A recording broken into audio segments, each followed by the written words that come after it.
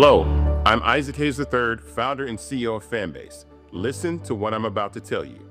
The window to invest in Fanbase is closing. We've raised over $10.6 million of our $17 million goal.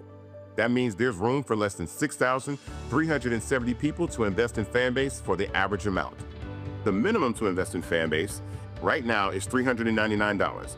That makes you an owner in Fanbase today. Go to startengine.com/fanbase to invest. Why?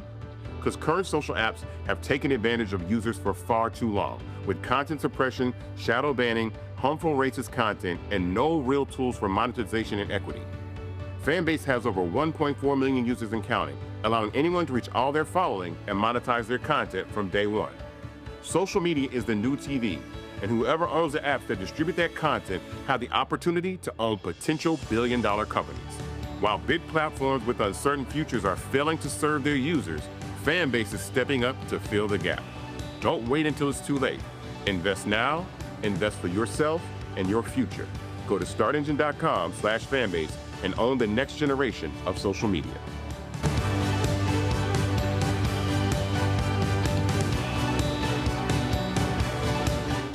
Folks, Black Star Network is here. Oh, no punches! I'm real revolutionary right now. Support this man, Black Media. He makes sure that our stories are told. Thank you for being the voice of Black America, Roland. Stay black. I love y'all. All momentum we have now, we have to keep this going. The video looks phenomenal. See, this difference between Black Star Network and Black-owned media and something like CNN. You can't be Black-owned media and be scared. It's time to be smart. Bring your eyeballs home. You dig?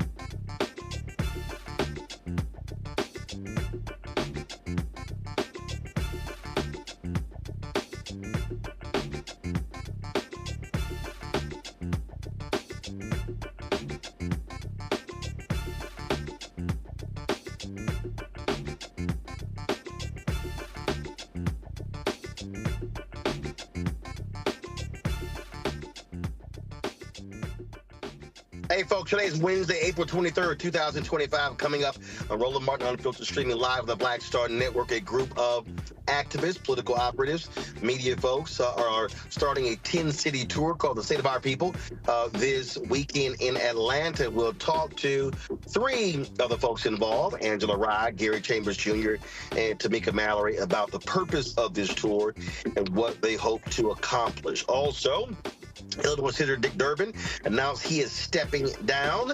The question is, will an African-American be the next U.S. Senator from Illinois? Also, Congressman Al Green responds to a white Republican calling him a boy.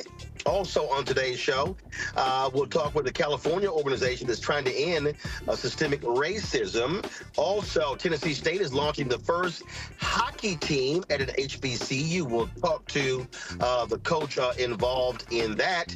And Elon Musk, Washington, D.C., maybe has to do with his stock price being down big time and them not selling lots of cars. Chokwe Lumumba loses the mayoral runoff in Jackson, Mississippi. We'll tell you about that as well. Plus, Trump administration, these white folks want to desperately increase the U.S. fertilization rate. Black people, that ain't got nothing to do with us.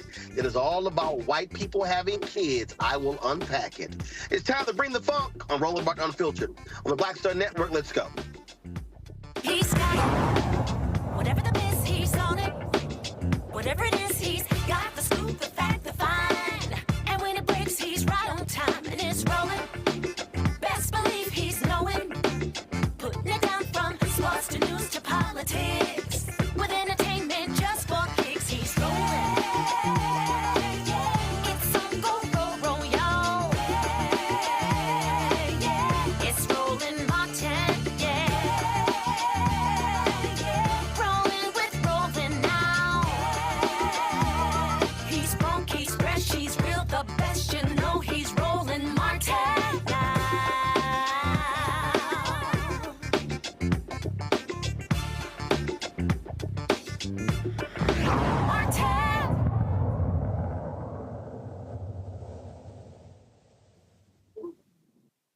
The last election, a lot of black folks picked the couch over participating in the election. We've seen a big drop off the last 5 elections of black turnout. Not only that, you see changing focus of millennials in Gen Z, and of course the upcoming generation Alpha compared to Gen X and baby boomers. So what you're seeing right now in black America is really a state of flux. So the question is, a lot of people are saying, where do we go? How do we move forward? What is the next step? Well, this weekend in Atlanta, a 10-city tour is kicking off called the State of the People Power Tour.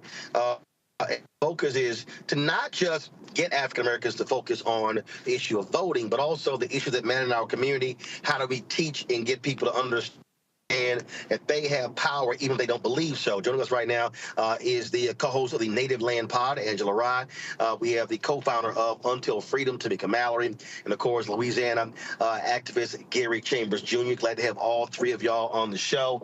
First off, Angela, this tour, how did it come about? How did it start? How did it even just rise up from an idea to actuality?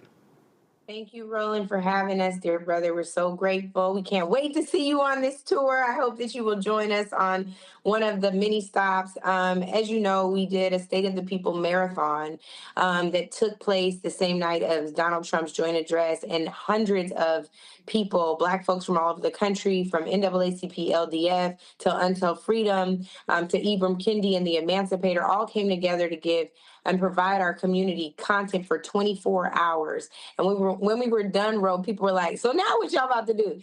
So we sat together, and Tamika Mallory and our good friend Pastor Mike McBride and others said, well, we were going to go on a tour anyway, so maybe we should just fold this thing in. And what we've learned along this journey is that we're so much more powerful together across generations, to name Tiffany's other podcast. When we think about across income, across geographical locations, even though I will say in front of my dear brother from Louisiana, my sister from New York, that Los Angeles on the best coast will win in terms of how many people will come out.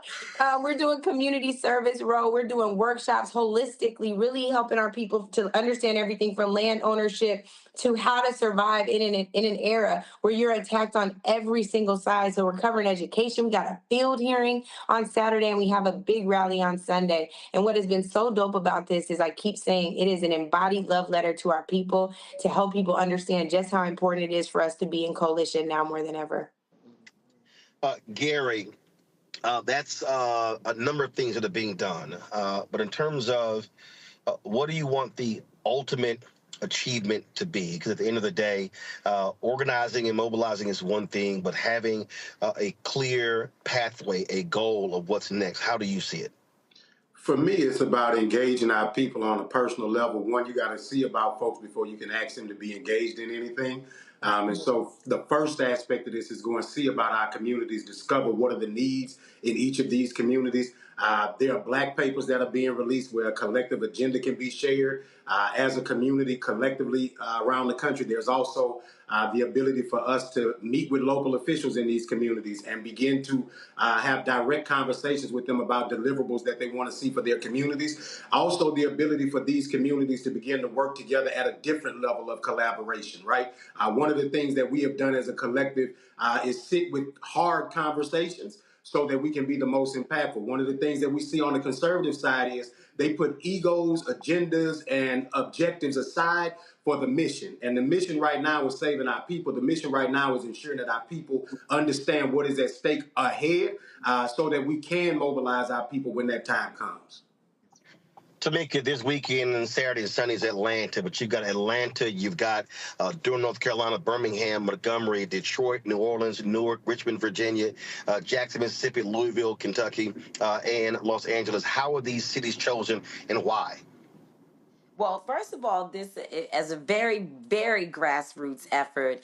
We pulled a lot of folks together from across the country and came up with places and spaces that people feel connected to. You have, of course, a place like Louisville, Kentucky, where we know the story of Breonna Taylor, and it feels good to be going back so that folks know we didn't just leave them after the protests. They are still front and center in this movement, and we can think about that across the country. You think about Detroit, Michigan, and the work work that's being done there on the ground to address the issue of gun violence prevention and intervention, especially at the day after the Trump administration has ended funding for anti-violence groups, for many anti-violence groups. I mean, we're looking to connect real people with the real issues that are happening across this nation. Now, if Angela Rye had it her way, and I've been telling people all day today as I'm with her at a conference that she's my boss. And so if she had it her way, we would be traveling the entire country.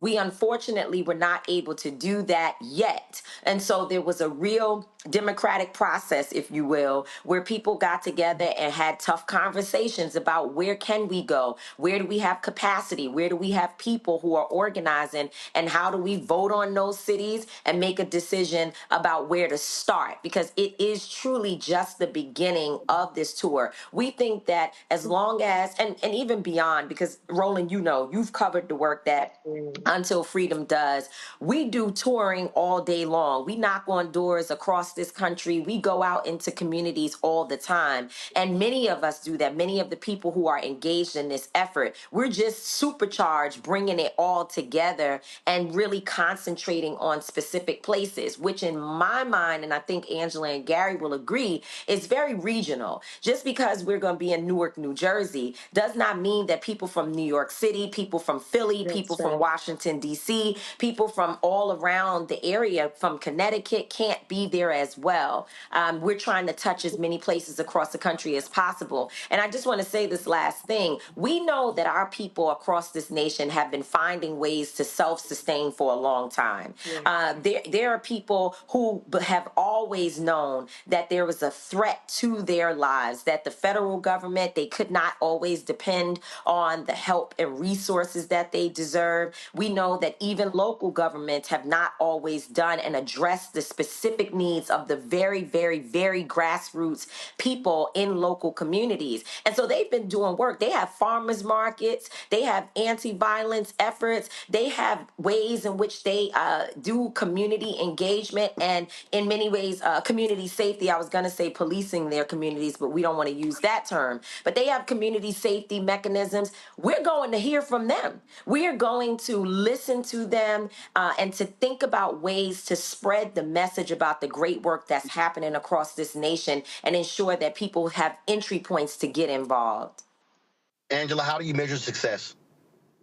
You know, Ro, the most important thing that I've heard today, and actually it made me emotional hearing Tamika say that if we could have it our way, we would be everywhere. And the reason for that is I think that there are a number of changes that this country is about to undergo that we are hardly prepared for. We don't know how long we're going to have access to the social media platforms that we've used for the last several years to organize. We don't know how long we'll have access to the currency that we've relied upon. We don't know how long we'll feel safe. So to me, safety is, or measuring success is, knowing that there was an inter-community security plan that was presented that people can now live up to. Knowing that if Acre Boys is now a part of this and they're giving away an acre of land, that we know how to lean into what land ownership looks like. Knowing that if AI is a tool that we cannot escape, and it is quickly becoming, already is, a fabric, a key anchor point and pillar of how the economy works. There's someone coming to teach about AI. Shout out to Tasha Hilton. So there are all of these things that we want people to leave more resourced, more informed, more empowered, more equipped, and more connected. That is what success looks like. And we have everybody from the greatest policy thinkers of our time contributing to the Black papers that Gary talked about. We have folks developing a legislative record where we can see almost Kerner Commission style what's happening on the ground and what is the state of Black people. And we can put all of these things out on stateoftheppl.com where people can register to participate. They can learn about these we're calling them Black papers because how could they be white papers? And there are all of these things that we are doing to ensure that we are connected and educating and we are better off than when we came. So that is what success looks like to me. I want to touch as many lives as we can. I know all of our coalition partners do, from NAACP to National Coalition on Black Civic Participation to Until Freedom to all the labor unions. We are well connected. And our job here is to stay connected on the organizational level and ensure that everyone on the ground feels that same connection and that same love. That's right. Gary, when you have rallies, events, things like this, we know the folk who do show up. We know the people who often around this. How with this tour, how do you connect with the disenchanted? How do you connect with the people who are not as involved? How do you connect, and how do you get that person who has chosen the couch and who says we don't have power? How do you get them to realize that they have a place in this and the role they can play? So one of the things that we have been actively doing is building a big tent. There are people that are having conversations together today that would not normally be having conversations together, people who would not normally be working together because the times demand that we do. And so I think that the more people begin to recognize the urgency, and let me be honest, let me be clear, I am well aware that we're not going to get everybody in the first wave, right? I am well aware of that. What I am trying to do, and what I believe we are trying to do every day, is come in with more people than we left with.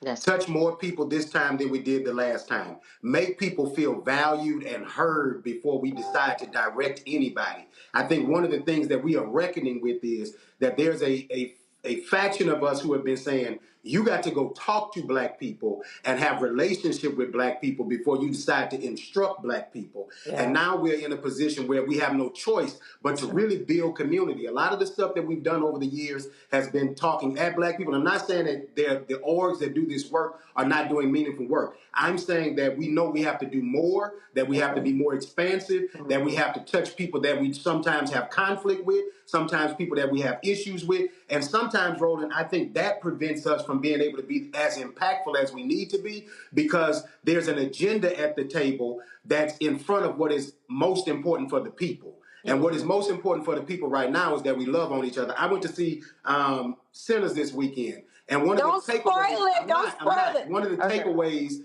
that I have is. Went to see it. I just didn't know what was coming next. I got nervous, bro. I was like, don't spoil it for the people. They're going to cuss you out. I ain't going to do it. I went to see it. Like Warsaw. All I'm going to say is, I think that the movie gives us a clear indication that we need each other, that we need to love each other, and that loving each other and working together is how we solve the problems that we have. Yes. I think that there's been a lot of focus on Trump. There's been a lot of focus on what other people are doing. There's even been a lot of conversation about, well, Black folks aren't at the front of the protest. Black folks aren't out there leading the charge. Black folks are figuring out how to take care of Black folks. Black folks are figuring out how to be concerned about Black folk. And that is what you see right here, that leaders around the country have been figuring out how do we effectively, strategically, and with heart go into our communities and love on our people. Absolutely. Roland, before I just want to jump in on that. It's, when you talk about how do we bring people together who are not generally a part of the activism that all of us are engaged in. One of the things we learned when we were in Louisville, Kentucky, was that it was definitely justice for Breonna Taylor, but there was also a need for justice that there was a food desert, that people had one supermarket, if a supermarket at all, in the radius around where they lived, and they wanted to talk about that as well. We found out quickly that inviting people to a protest, perhaps they would show up, but they definitely came out when we delivered 4,000 boxes of food on specific weekends to families. That's how we learned and met and was in relationship with a larger tent of people that Gary is speaking about. And right now, the people who are working in Louisville on the committee to bring together the State of the People Power Tour efforts,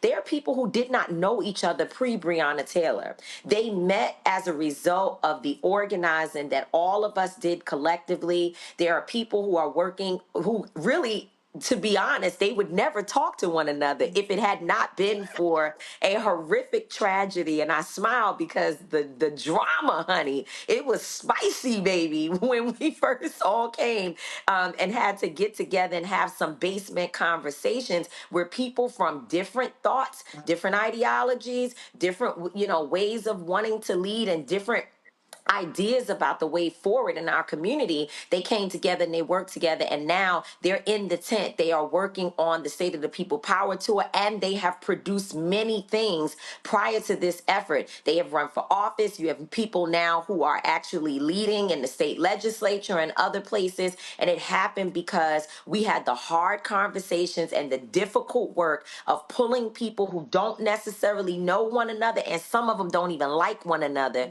together around a common cause. It was Breonna Taylor at that time, which of course that remains Tamika Palmer. Breonna's mother is involved in the State of the People Power Tour. But right now, it is the state of all of us. It is to keep our communities from having Breonna Taylor's continue to be unfortunate casualties in our community. And that's why I'm happy to be a part of it. And there's so many other people who some are like mine and some are not, to be a part of this effort. Last round of questions, Angela. What often happens is a lot of times it's a whole lot of issues. You'll have events and there are a lot of things people say we need to do, and so how do you narrow these things to get folk to focus to be able to achieve results? Because again, we've seen other efforts, and it's a lot of things on the table. And then when you come back, then it's like, well, what actually got accomplished? And so talk about how that is being articulated, where you talk about what needs to be done, but also you're getting people to understand that it's a process to actually show results from that. So people gain, let's say they gain, not awareness, but they actually feel as if progress is happening because they're seeing it happen. Mm-hmm. Yeah, I think, Ro, this is it's not just a logical and metric based effort, it is spiritual work. This is work that is being defined by a lot of prayer, a lot of discernment, and we're very grounded. And I think that if one of us is off every day, somebody's there to refocus us. Sometimes that person is Gary, sometimes it's Tamika, sometimes it's Mike, sometimes it's Latasha. Latasha say, "Hear me," and we got to hear her, right? Like we are a group, a coalition that is very grounded by, we've got to meet the needs of our people. So at every turn, our main focus when we start is, what do you need? And then listening to the answer, not defensively, but being open to receive what the community needs. When we meet those needs, mission accomplished. It does not mean that there are no more needs, but it means that we open the door and we have begun the conversation and have begun that work together. Again, to Gary and Tamika's point, there are a lot of orgs that do this work every day. We are proud to go in coalition with them, align with them, and support that work, and also strengthen that work and perhaps even grow it. That second day around action and empowerment has everything to do with, okay, now we've met needs, we've heard what some of the challenges are, we've seen how we've got to come together. Now what are our next steps? Some of those next steps are around the Black agenda that Gary talked about with our Black papers. Some of that will be more determined when we get to our national convening on Juneteenth in Baltimore. But at every step of the way, we are meeting, we are working very hard in this work. Many of us are not sleeping enough. That's why I sound like a little boy going through puberty, right? There are a lot of things that are going on in real time, and we just have to keep pushing ahead. What I'm going to say to you, Roland, is what I've said to other people. Tamika and I have been on calls today asking folks to join in, and I would say this to you and to your audience. When you go to stateofthepeople.com, and it's domain's been here a long time, so it ain't people, it's stateoftheppl.com. I want you to go in and see where you feel called. I want you to go in and determine if you feel more called to going to feed seniors or to help kids get access to banned books. We got banned book libraries being stood up in Durham, North Carolina, and in Raleigh. I want you to go in and determine if you have something to share. Roland, you are constantly teaching us about how to use technology and equipment to get our messages out. You are the town crier. Sometimes I call him John the Baptist, y'all, but he's going to tell us how to use equipment and be efficient in presenting our messages. Maybe that's your call, Ro. Maybe you go and do a workshop for these folks so that everybody can see. Roland is very tangible and very practical in helping to ensure that we are never going to just be siloed to news that isn't really news we can use and ain't really about Black people's issues. Maybe that's the call. Maybe the call is to continue to help amplify this. Maybe the call is to share on a rally stage. Whatever it is, everyone has a call and a responsibility in this moment if they take the time to just hear. And I invite everybody into this process to register, to see how you can serve and to be present for this, even if you can only come to one, and even if you can only join virtually, because we will be live streaming. But we are inviting you in because we all need to be here. We all deserve to be here. And this is our opportunity to do what's right for our folks. So we talked about a 10-city tour that Angela decides to throw in a Juneteenth national event on June 19th. We ain't got no information on. But just you're gonna come, Ro. If you come on the calls and you come to one of the first cities, which I know you're gonna do. I know you're gonna do. I know you're gonna do. June 19th, I'm already in Charleston, West Virginia. June 20th, I'm in St. Louis. June 21st, 22nd, I'm in LA. That's fine. yeah. You just don't have to come virtually, Ro. But that's the whole point of technology, Gary. The same. So come teach a workshop. The same question I just posed to Angela, because I want you to use what y'all did in Louisiana. A lot of folk, again, want to do a whole lot. But how do you also want to get people to get them to narrow that down, or as I say, to understand you got macro problems, but you got to have micro solutions? Mm-hmm. So I'm glad you brought up what just happened in Louisiana, because I think that what has been taking place in Louisiana is exactly kind of what we're doing in this tour. We went around the state and saw about people, had conversations, and made things as plain as possible for Black folk. When we made it as plain as possible for Black people, showed them the level at which these things impact them, then those folks went out and mobilized. We got to also show that that is a win that we got to build on, right? And go into other communities and show that when Black voters turned out at 37%, when we make up 34% of the population, and we were 37% of the turnout in early voting, that we were shifting the entire electorate, that we have the capacity to do that in other communities, in other local elections. There's mayor's races happening every day. You just mentioned what happened in Jackson, Mississippi. There's races all over the country. There's a governor's race in New Jersey. There's a governor's race in Virginia.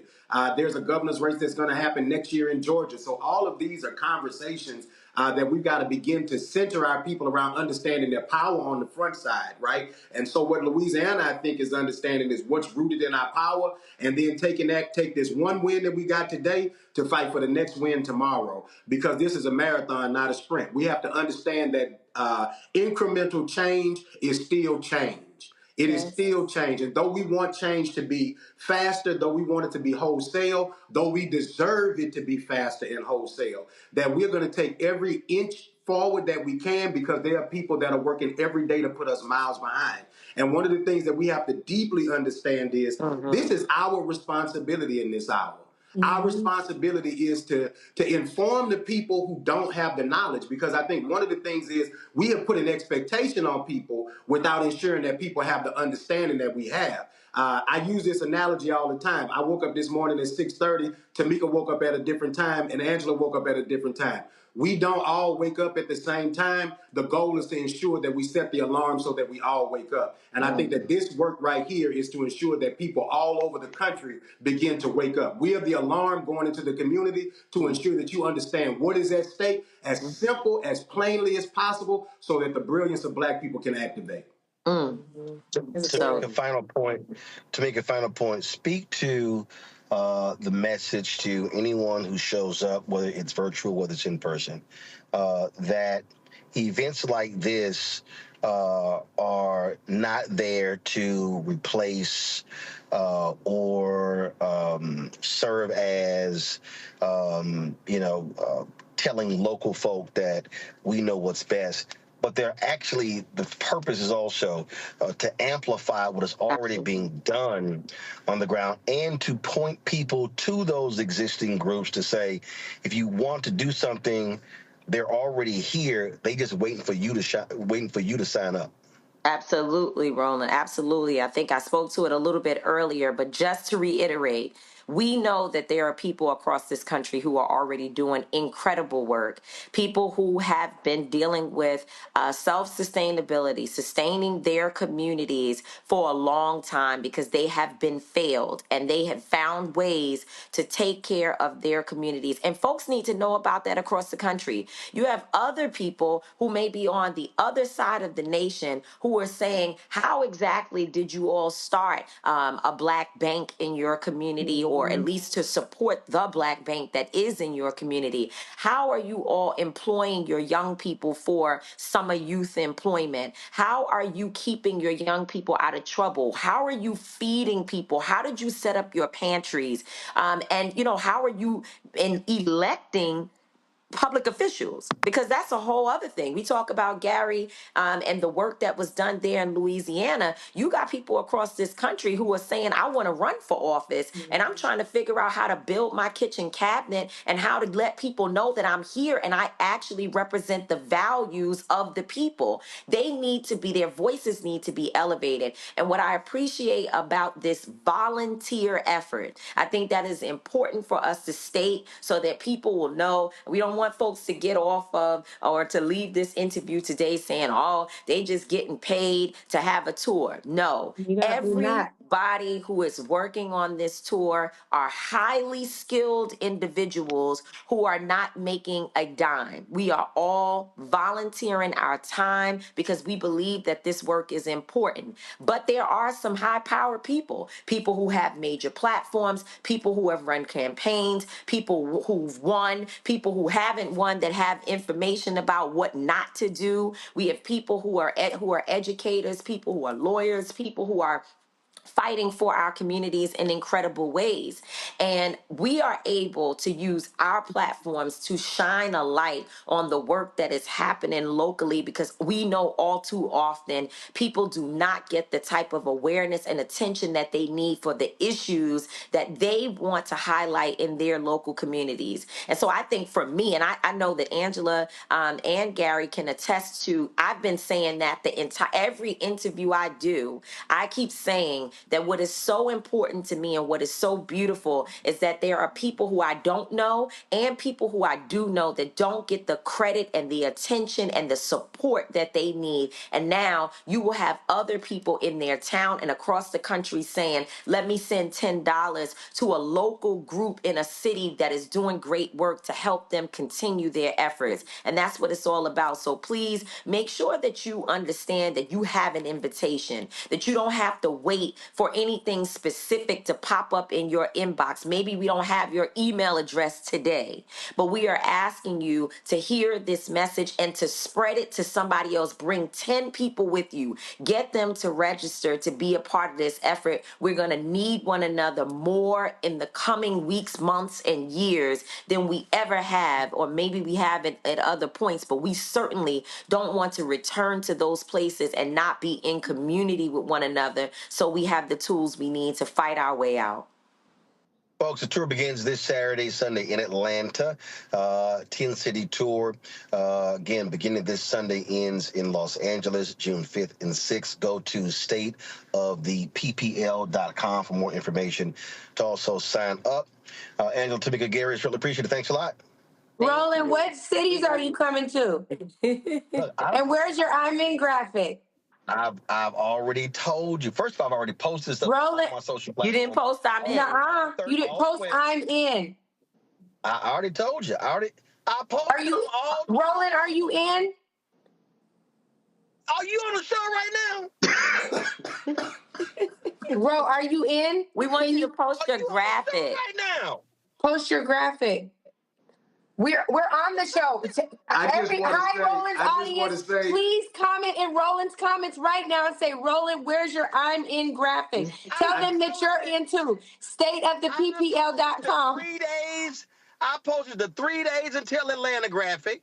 We said I'm in. City tour graphic. Tamika, tell them that you're going to go protest outside We the all studio. work for Angela. Don't Tamika told you we all work for Angela. Yes. No, we're working for the people. But I do, people. hey, Roland, before we go, I do want to say to Angela, and I know Gary certainly agrees with me and shares my sentiments that Angela has been doing a major, mega job of pulling us together and keeping us together and challenging herself, because it's not that we just listen to her and we don't push back. When we feel a way, we say how we feel, and she has to have difficult conversations. But our sister Angela, we love you. You are doing the work. We see you, we feel you. We want you to get some sleep at the same time. Nonetheless, we know that you really truly believe in this, and you're keeping us on task. You're keeping us honest, and I'm grateful for you including all of us in your Nolan's effort to get this job done. Thank you, And sis. Angela knows, and Angela knows 100%. I don't succumb to peer pressure. All right. Stateofthepeople.com. Make them sign up. I don't succumb to peer pressure. You do it for the people, bro. You love people, black people too much. You're going to be on. He's in. We're going to do your graphic for you and send it to you. I appreciate it. Thanks a lot. Folks, appreciate it. We got to bring up our next guest before we do. Y'all go ahead and bring the next guest. I'll introduce our panel for today's show.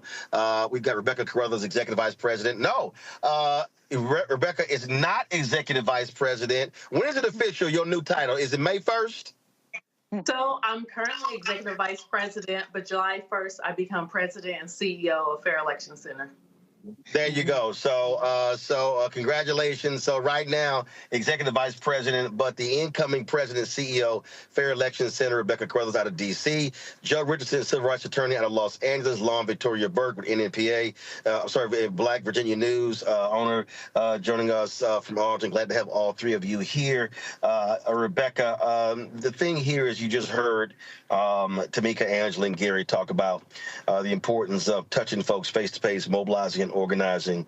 The thing that I am constantly saying is that we have to be extremely strategic and focused in terms of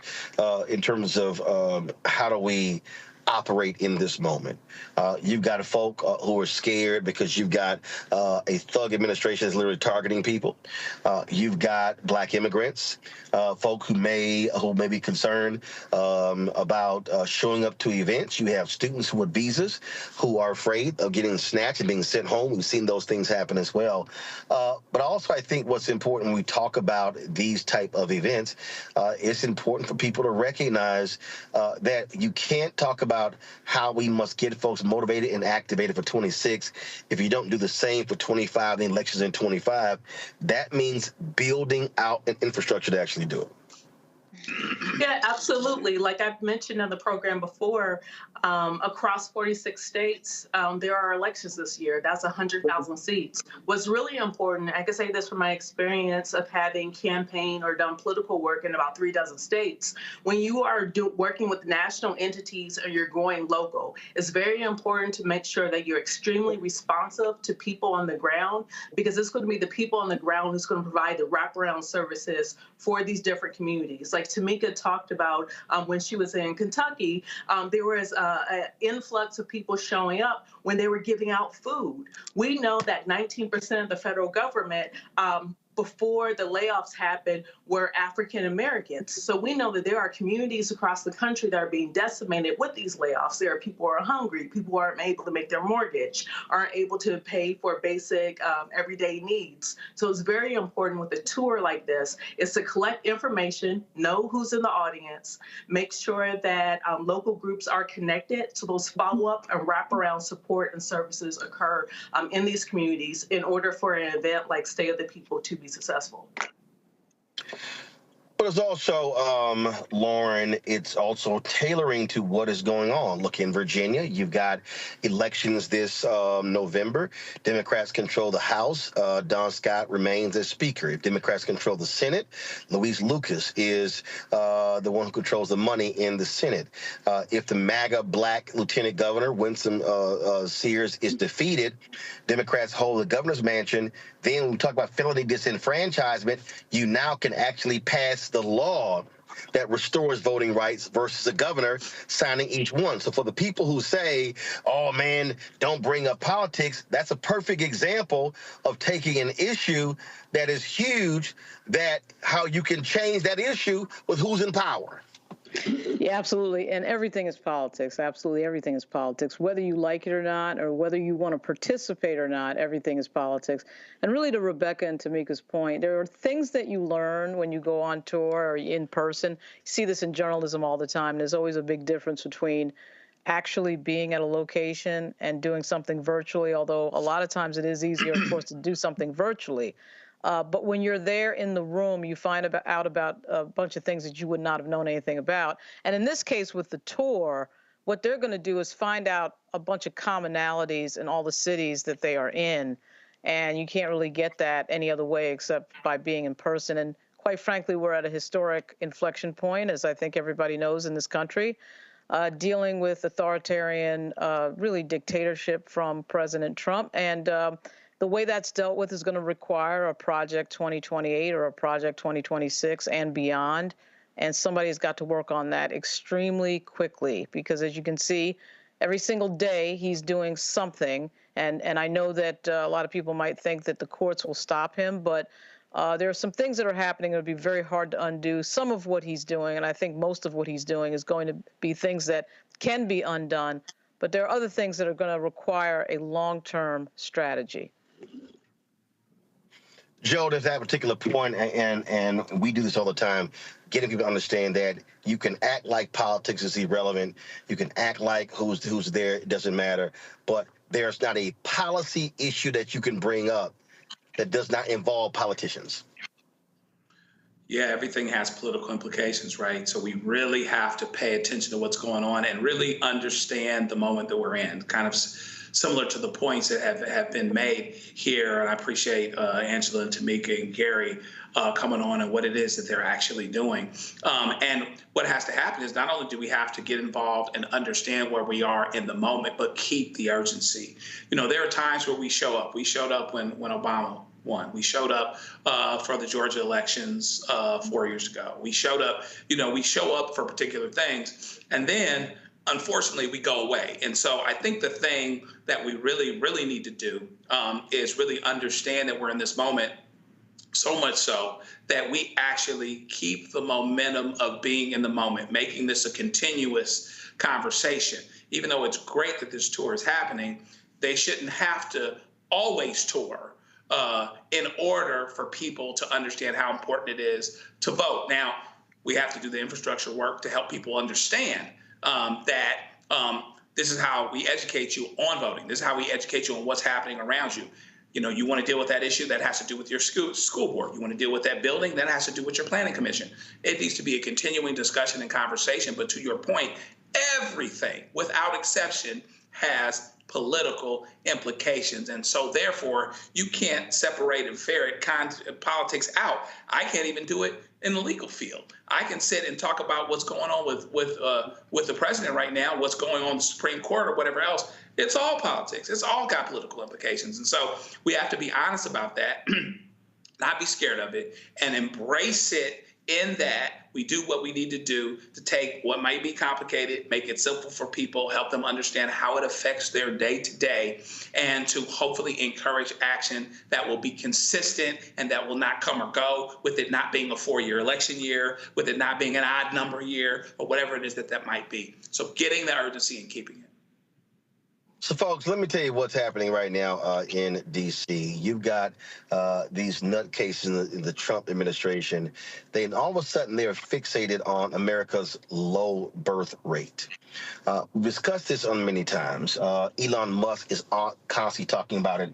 That's why he's got something like 15, 20, 30 kids, because he wants to try to have as many kids, as many white kids as possible in this country. A lot of these conservatives who oppose abortion, it's all about low white birth rates. If you look at what's happening around the world, white people are not having babies. And so one of the reasons you see people angry about immigration in America, it's the same reason they're mad about immigration in Germany, immigration in Italy, immigration in England, immigration in Ireland, because white people worldwide are not having as many kids. The world is becoming more brown. That's what this is all about. Joining us right now is Thana Hickman, CEO and founder of Viola's House. Thana, glad to have you here. The Trump folks are talking about a $5,000 check, a bonus, whatever the hell. I saw these white women on Fox News talking about it. I saw Whoopi Goldberg discussing it. And let's just be clear. I've been telling our people, this ain't got nothing to do with us. This ain't got nothing to do with Latinas. It ain't got nothing to do with black women. This is about the Trump administration trying to incentivize white women to have kids. That is absolutely correct, Roland. Thank you for having me. First of all, it's not our business what we do with our kids. Let me be clear with that. The conversation does not need to be, how do we have more babies? The conversation needs to be, how do we get every child in America to actually thrive? And the way to do that is to provide more housing, more access to health care, more educational services, providing incentives for having a child is just dangerous, especially when black women are dying at 3 to 4 times more than any other rate. It is dangerous, and we cannot focus on that. We have to focus on the services that are needed for these children to thrive. There's no access to health care. There's no access to quality education, housing, and those are the things that are needed right now. But to incentivize without supporting more maternal care is just dangerous right now. See, here's what's amazing to me. You've got Elon Musk and Doge and Donald Trump getting rid of USAID, hurting and killing food programs around the world that's leading to people dying. You had a woman in Myanmar where they cut off the money flow. This was the first program they cut off. This woman was dependent upon oxygen and she died. So I'm confused.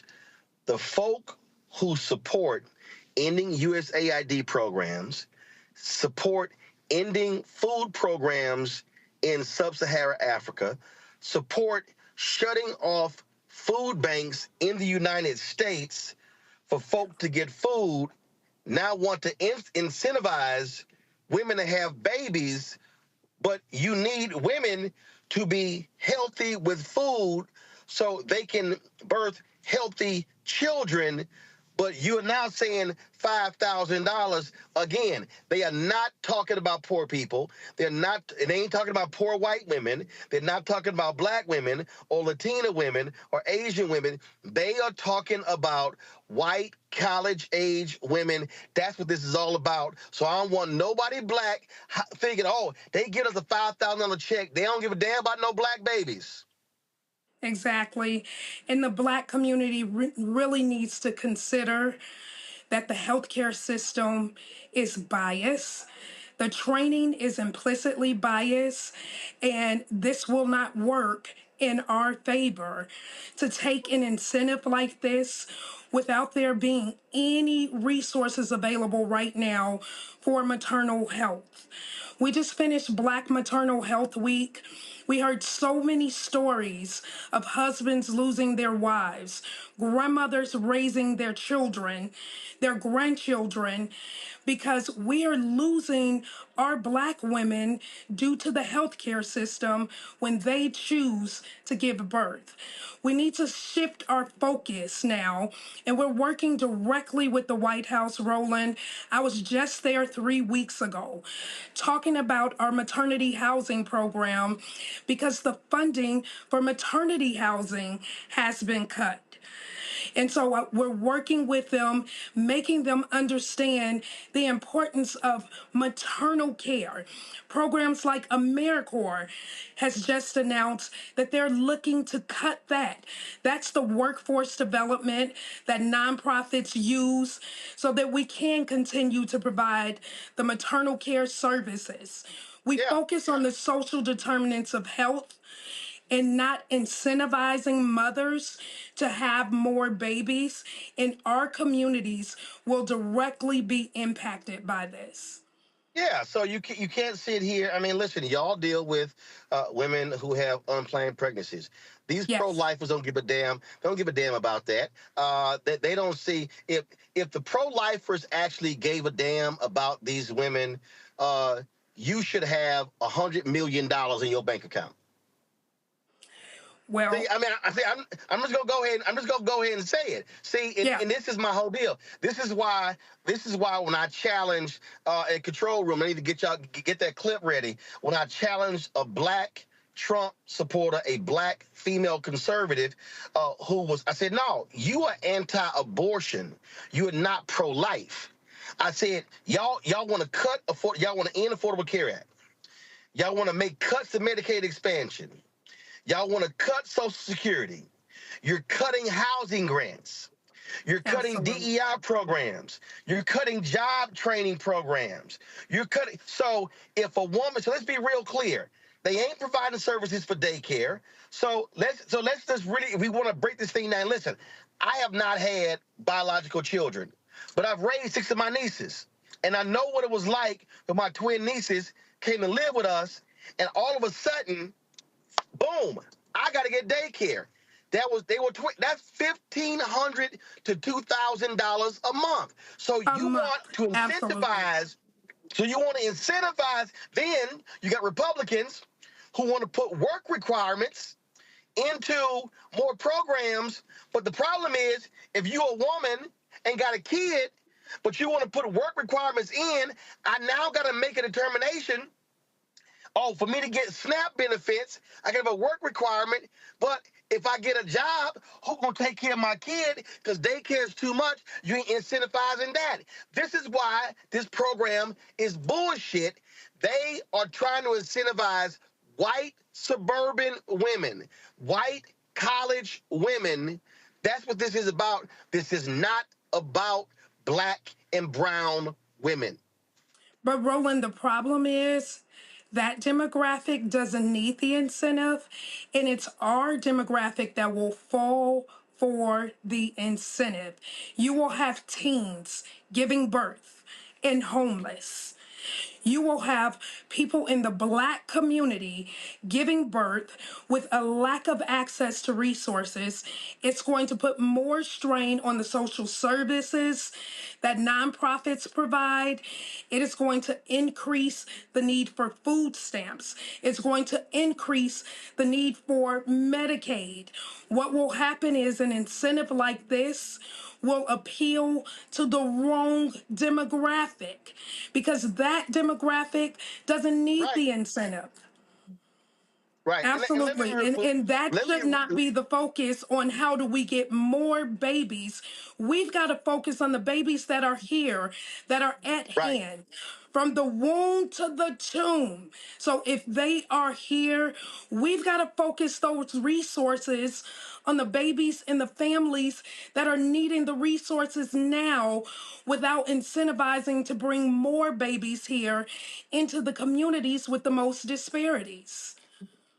If y'all have the clip ready, go ahead and run it. Tate Reeves is not doing it in Mississippi. And so what I'm saying is this here.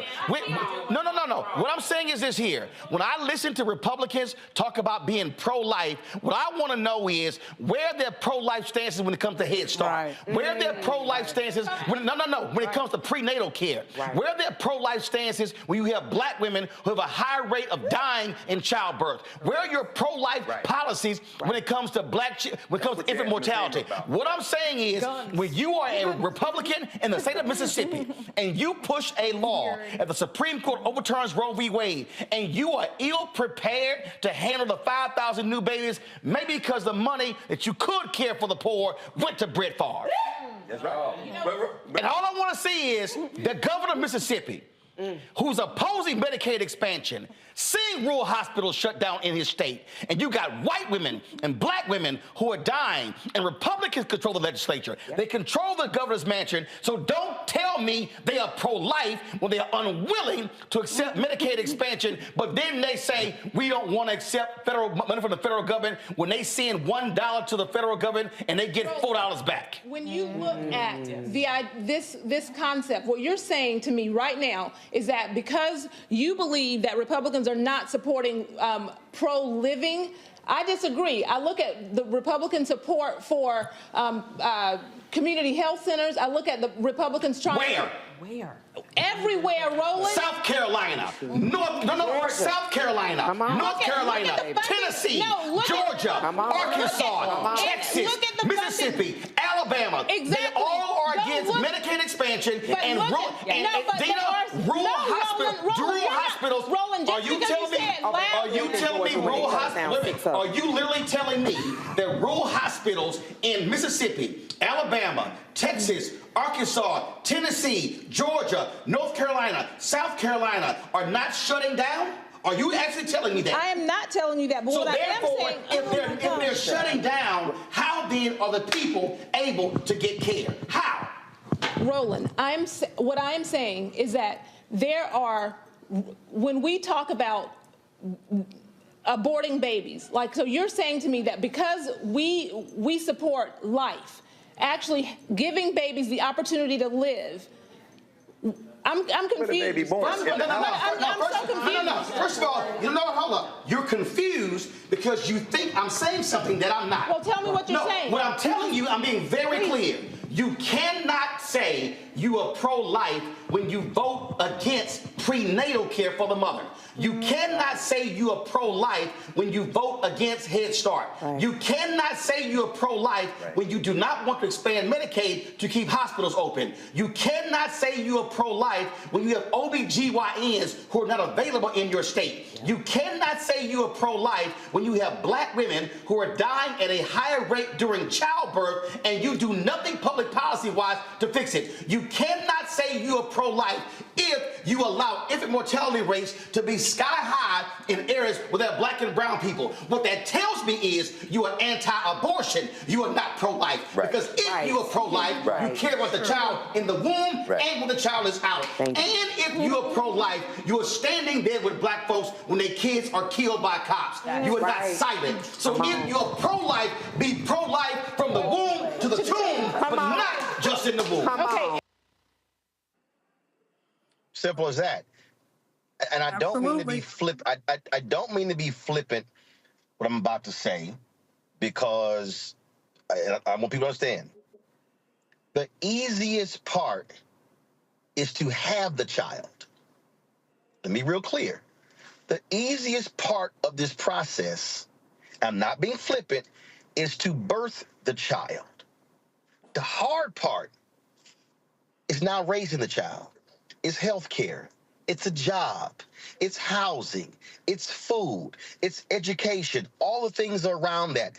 This is why these people are idiots. They are literally trying to push through a massive tax cut to benefit the wealthy in this country, and they want to drive up birth rates in America, but literally cut the programs that can help somebody raise a child. That is just utterly illogical. And we are already strained at this point. The nonprofits have lost over 10,000 employees in the last 70 days. And we are the hands and the feet in the community, especially the African-American-led nonprofits. We have a different grit where we understand these communities, we understand the needs, and we are the ones that are suffering with the funding cuts. We have more families coming to our door in our social service agency now more than ever. Roland, we just had to open open a second maternity home for mothers over the age of 30 with multiple children. I just walked into our second maternity home. There's a 37-year-old woman in there who had been living in a general population shelter for 8 months here in Dallas with her 1-year-old and her 4-year-old. We are in unprecedented times. So while we're stepping up to meet the demand of the community, at the federal level, our funds are being cut. We just lost our maternity group home grant, $1.25 million.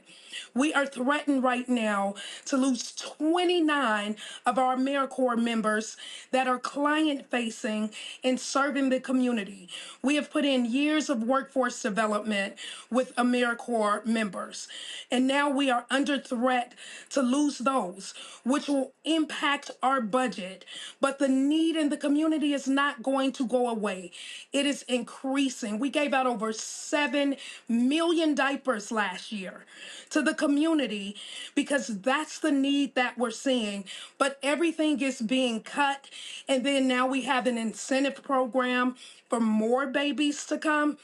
We've got to focus on the problems at hand, not creating more problems in our community because it impacts our communities. That's where it impacts our communities, not the other demographics. Y'all are literally helping folk to birth babies, and they're slashing your programs, and that's what you're doing right now. It's absolutely nuts. Every week we get another notice of something being cut. For folks who want to support Viola's House, where do they go? They can go to www.violashouse.org. All right, then. Folks, you see right there their Facebook page, Instagram account, the email, info@violashouse.org. You see the website as well. Thon, I certainly appreciate it. Thank you so very much. Thank you, Roland. Folks, going to go to a break. We come back. We're going to talk about this with our panel. We're also going to talk about a program out of California where they're trying to combat issues of systemic racism. And so we'll talk to them about that. Also, we'll chat with the brother who's trying to start the first ice hockey team in the HBCU. Lots of stuff we're going to talk about, including Elon Musk getting run out of D.C. I think it's because them sales down 71% on the Teslas. I wonder if that's the real issue. All right, y'all. We're going to break it all down. Support Roland Martin Unfiltered. Join our Bring the Funk fan club. If you want to support our show, via Cash App, use the Stripe QR code. You see it right here. If you're listening, go to blackstarnetwork.com. If you want to send a check and money order, please do so. Make it out payable to Roland Martin Unfiltered. Roland Martin Unfiltered. P.O. Box 57196, Washington, D.C. 20037-0196. PayPal's R Martin Unfiltered. Venmo RM Unfiltered. Zelle. Roland at RolandSMartin.com. Roland at RolandMartinUnfiltered.com. We'll be right back.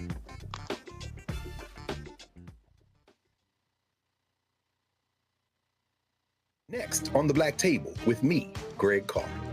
The enormous impact of race, education, and affirmative action in America, and how, believe it or not, white America is starting to feel a little bit of the pain. Dr. Natasha Waraku joins us with a case study of one suburban community and how it reacted when the minority students started to excel. And most people didn't say this explicitly, but was that, the academics standards are getting higher in part because of the Asian kids, and that is making our kids really stressed out. So we need to reduce the amount of homework teachers are allowed to assign. She shares a perspective that you don't want to miss. That's on the next Black Table, only on the Black Star Network. On the next Get Wealthy with me, Deborah Owens, America's Wealth Coach, I'm sure you've heard that saying that the only thing guaranteed is death and taxes. The truth is that the wealthy get wealthier by understanding tax strategy. And that's exactly the conversation that we're going to have on the next Get Wealthy, where you're going to learn wealth hacks that help you turn your wages into wealth. Taxes is one of the largest expenses you ever have. You really got to know how to manage that thing and get that under control so that you can build wealth. That's right here on Get Wealthy, only on Black Star Network. On a next, A Balanced Life, we're talking about the stress of stress and trigger warnings, looking at those areas in our lives where we often don't turn the page or turn the corner, but giving us the ability to really take a deep dive and look at who we are, the people around us, and the ways in which we're triggered. A lot of times we are so stressed out because we are trying to control things that are outside of our sphere of control. That's all next on A Balanced Life on the Black Star Network. Hatred on the streets, a horrific scene, a white nationalist rally that descended into deadly violence. White people are losing their damn minds. As an angry pro-Trump mob storms the U.S. Capitol, we're about to see the rise of what I call white minority resistance. We have seen white folks in this country who simply cannot tolerate black folks voting. I think what we're seeing is the inevitable result of violent denial. This is part of American history. Every time that people of color have made progress, whether real or symbolic, there has been what Carol Anderson at Emory University calls white rage as a backlash. This is the rise of the Proud Boys and the Boogaloo Boys. America, there's going to be more of this. Here's all the Proud Boys, guys. This country is getting increasingly racist in its behaviors and its attitudes because of the fear of white people. The fear that they're taking our jobs, they're taking our resources, they're taking our women. This is white fear.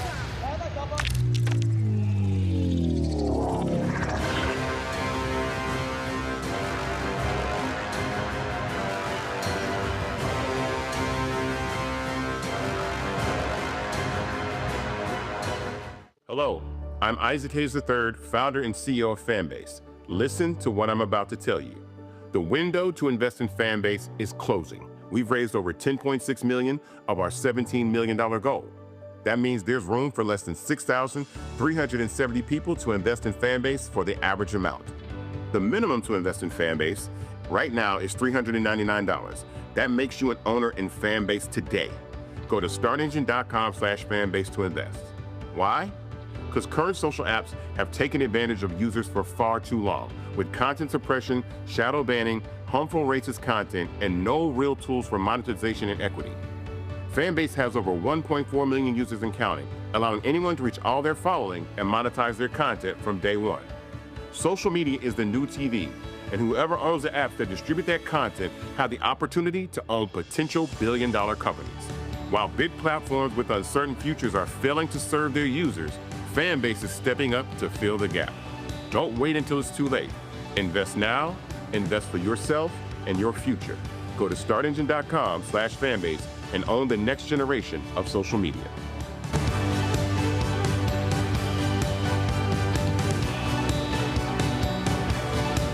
How you doing? My name is Mark Carey, and you're watching Roland Martin, unfiltered, deep into it, like pasteurized milk without the 2%. We getting deep.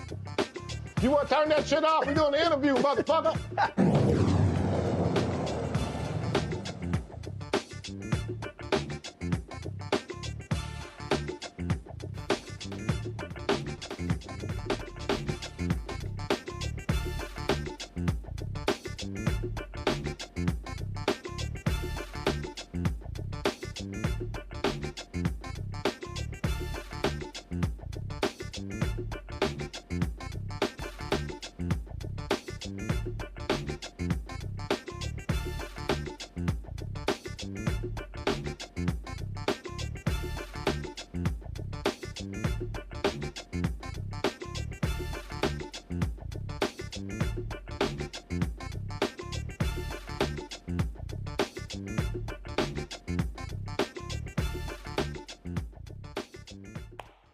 Folks, got a major battle happening in this country when it comes to programs that some will call DEI. What you're seeing through MAGA, the Trump administration, the whacking of billions of dollars in grants to speak to these programs. Last month, we told you about there was a scholarship program in Minneapolis. And the point of the program was to increase the number of black teachers in the state.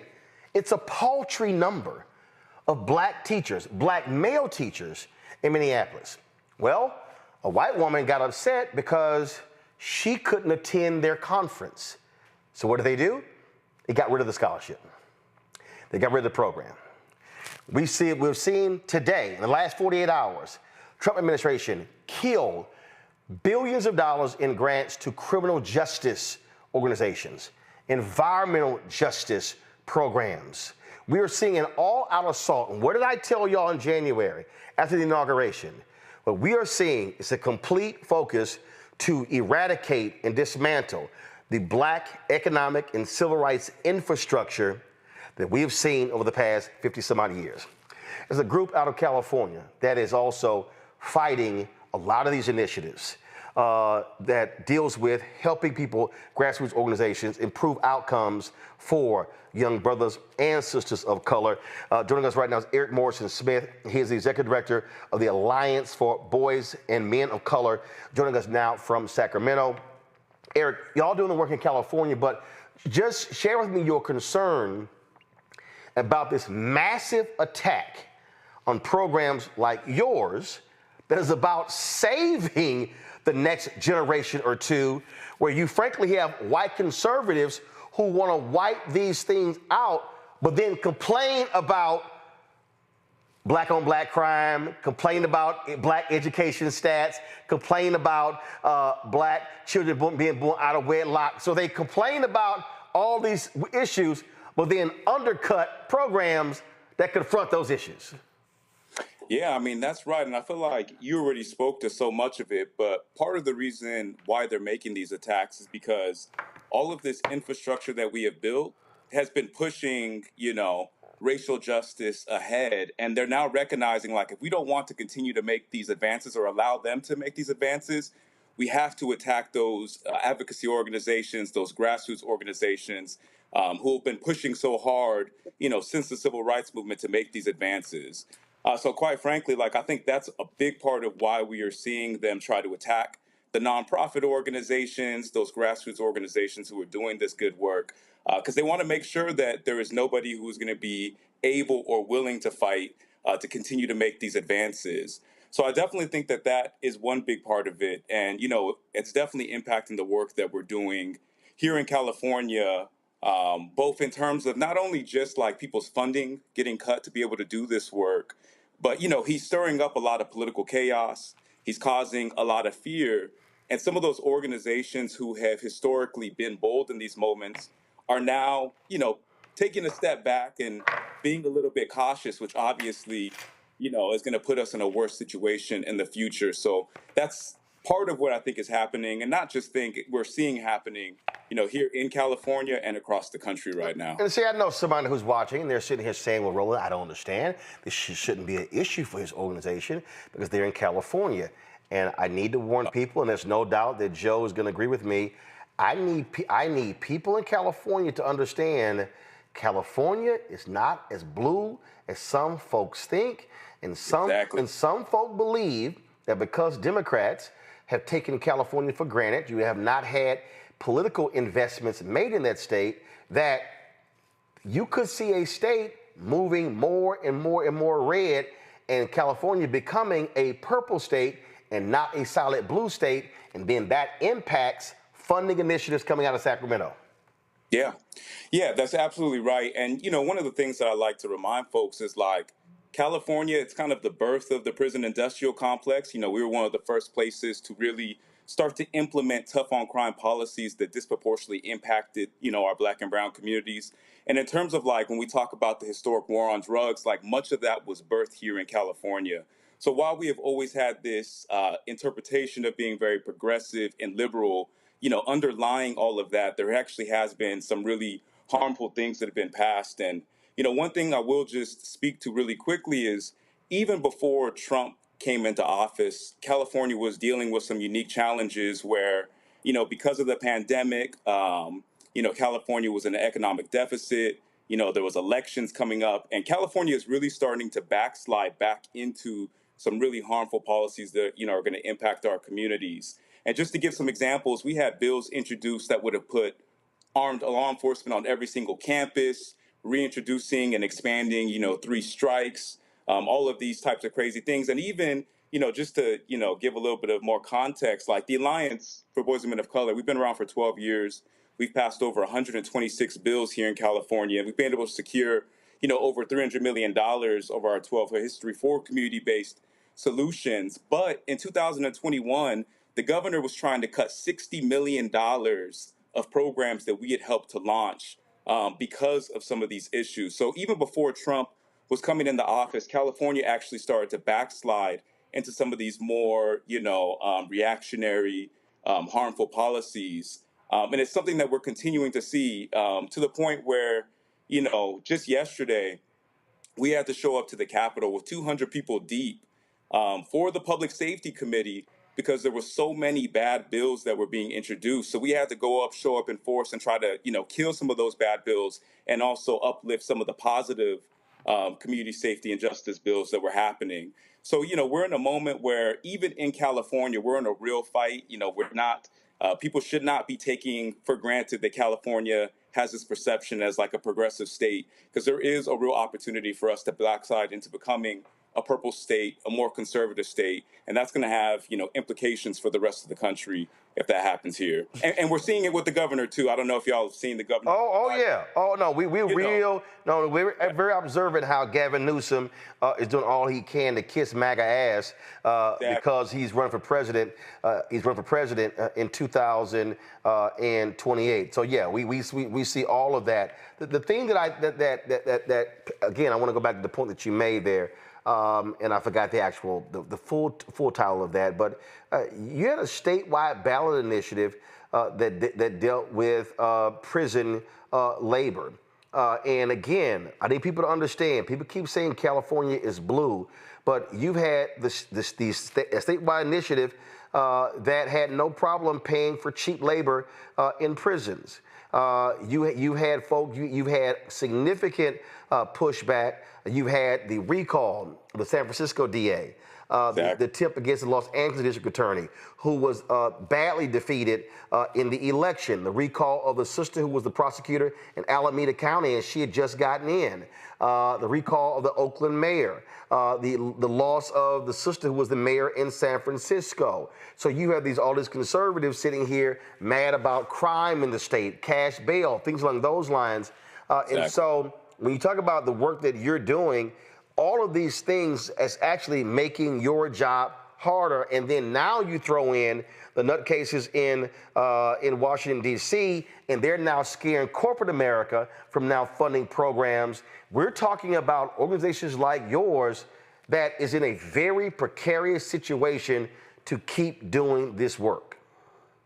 Yeah, that's absolutely right. And just to speak to what you were talking about with those propositions really quickly, for that one that would have basically taken slavery out of our California Constitution, there were only 2 counties in California that actually voted 50% in support of that. The rest of California voted no against that. And then, we had Prop 36, which basically, again, would have established all different types of tough on crimes, penalties and policies. And there was not a single county that voted in opposition against that one. So it actually just speaks to this trend that is happening here in California that is going to be, if we don't actually draw a line in the sand and continue to fight this, it could put us in a real precarious situation. But yeah, just in terms of the things that are happening with Trump, it's impacting the entire field, from philanthropy, our community-based organizations, the politicians, and it's really causing them to, again, operate from a level of caution that is not, making them to be more bold, to push back against some of these issues that we're talking about. And again, that can have some really bad ramifications for California's future. And one of the things and the approach that we take is like, look, we understand that if we are bold in this moment, that it might put a target on our back. But the thing is, there are a lot of people who aren't making the choice to be bold, and Trump is attacking anyways. Like, he is going to attack whether you stand up to him or not. So we might as well go out with a fight if that's what it's going to be. Be bold in this moment, advance a shared agenda with various different people. Because that's another thing. We could sometimes be so anti-Trump, which we should be. We could be so anti, like, what we don't want to happen. But we've got to be clear on what we're actually defending and what we're fighting for. And that's one of the things that, ABMOC does pretty well, because we have, again, an agenda of about 12 bills every single year that we're working on with hundreds of partners across California. Absolutely. And so last question for you. What do you want folk watching and listening to do to help y'all in what y'all are doing? Yeah, so one, you could definitely go and follow us at www.abmoc.org. We put out a newsletter every month that basically kind of gives people updates on what's happening with our policies. And the other thing, show up and show out, because, again, we just had 200 people at the Capitol yesterday because we had 3 bills that were going to be heard in committee. And that makes a huge difference, because there were a couple of folks in the morning who said they weren't going to vote for our things. But when you show up to 60 people or with 60 people to their office and demand that they vote for that, that's how you get votes in this political game, because it's, often about power. And what do they say? Power gives nothing without a demand. So power concedes nothing without a demand, never have and never will. That was Frederick Douglass, but he also said agitate, agitate, agitate. Exactly. All right, then. Eric, we appreciate it. Again, for folks who want to know how to reach your organization, where do they go? So www.abmoc.org. We're also on Twitter and Instagram, so you can follow us there. For Twitter, it's Alliance for BMOC, and same thing for Instagram. All right, we appreciate it. Good luck. All right, thanks so much. I want to go back to our panel, talk about this, but also the previous segment we were talking about. And Lauren, I have these people who they hit me on social media, they send emails, and they go, I think you're just spending too much time on Trump. And I go, are you not paying attention? I'm going, what you're seeing happen with these idiots, these thugs 2 blocks away, it's not just impacting federal programs, billions of dollars. It's impacting state programs. It's impacting county programs, city programs. They're forcing the hands of universities. They're forcing the hands of corporate America. When we keep saying how all of these things are connected, the point that Joe was making in our first segment, people need to understand, when you have a dangerous thug like you have, you could literally have the eradication of an entire ecosystem that is being fed and funded. That's why we can't ignore what these fools are doing. Yeah, they're going after 501s, obviously, Roland, as you see. They're going after the law firms, obviously. Yeah, they're literally going after the nonprofits now. The nonprofits. Right, the nonprofits, which that's a hard one for them to hit because, of course, you have a lot of right-leaning nonprofits as well. So I would suspect, at first I thought they might go after the black church, but once again, that would impact the evangelicals, the white evangelicals, so they're probably not going to go after the black church. But all the power centers in the black community, they, of course, are trying to dismantle. I think it was today, we'd seen reporting on this before, but they are going after Act Blue, which, of course, is the primary apparatus for Democratic fundraising. They have completely taken off any mask, and as Greg Carr would say, they have dropped all pretense that any of this is, some problem, or they're not trying to sneak do it or anything. It's just right in your face, playing in your face all the time. And what it requires is a new type of leadership and a different type of thinking that I think is way more aggressive. I don't think this is a moment where any of these groups should be backing down and acting as if they, can't fight back. I think that, law firms like Wilmer Hale and some of the others that are Jenner Block that are fighting back should be fighting back because, in fact, what your last guest said is true. And we see this in the media as well. He is going to do what he is going to do. They are going to dismantle what they want to dismantle. It has nothing to do with anybody's behavior or anything else. They are looking to dismantle anything that they see as a threat. It is a fear of a black planet strategy that is in your book, White Fear, quite clearly. Interestingly enough, I actually think it's not, it is a very sort of very goal-orientated group of people. It's a small group of people. It's like what they say in the Marines, a few good men. It doesn't take that many people to try to destroy what has been built over the last 6 decades. And the other side, the left, is going to have to really consolidate a strategy around funding and money and how things are funded and how things are powered. And they got to do that really quickly. I'm seeing a lot of discussion and talking. Obviously, in the Black community, there is a, I wouldn't say it's an enthusiasm problem, but there's a moment of reflection, you know, and that moment of reflection is really seen in the lack of participation in some of these rallies that we see across the country. At some point, that will change, but it is difficult really to get your mind around what is going on here in terms of what the forward strategy should be moved from the left. But at some point we do have to see that, and I do think it requires really, you know, you have to take a risk. You do have to sacrifice. You do have to lean in a way that, yeah, it is scary. What is the alternative, by the way? Watching, you know, waiting to get hit. So it's an interesting moment, and as you can see from the Democratic Party and some of these advocacy groups, it's taken them a while to find their footing.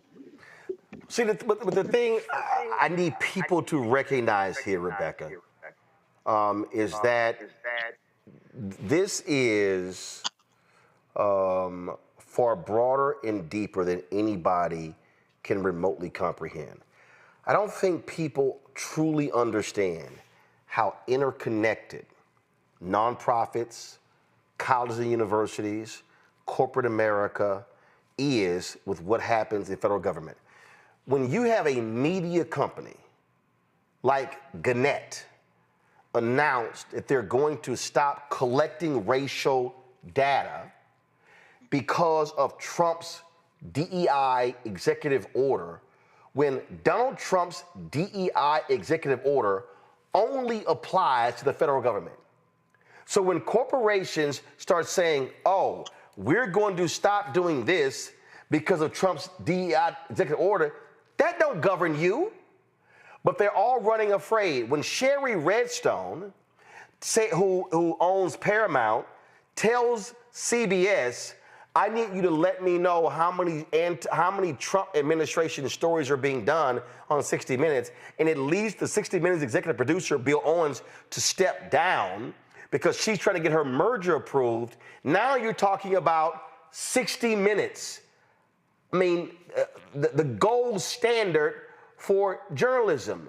People need to wake up and realize that when billionaires all bent their knee and showed up to the inauguration, folk who are worth 100 and 200 billion, these folks are scared of this idiot.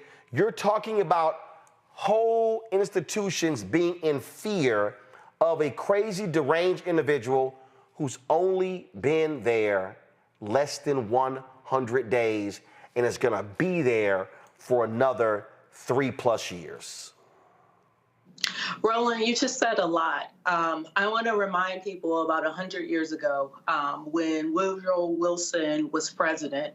One of the things that he was hell-bent on doing was erasing Black American life from American history. It's one reason why a lot of people now don't understand all of the Black historical figures in the 1800s, those who were freedmen and those who were free men, those who contributed to our country.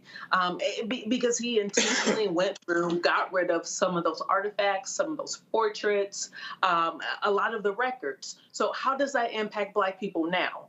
This is how. When you ask the average Black American in this country, hey, name past your great-grandparents. Can you name your great-grandparents? Can you name your great-great-grandparents? Well, that's because there's been an intentional disconnect. Anytime history is stripped away, anytime records go missing, anytime records of Black Americans in this country aren't readily available for generations, you now have a disconnect where some Black Americans don't really understand their history. They don't understand their roots, who they came from, the different accomplishments of those communities.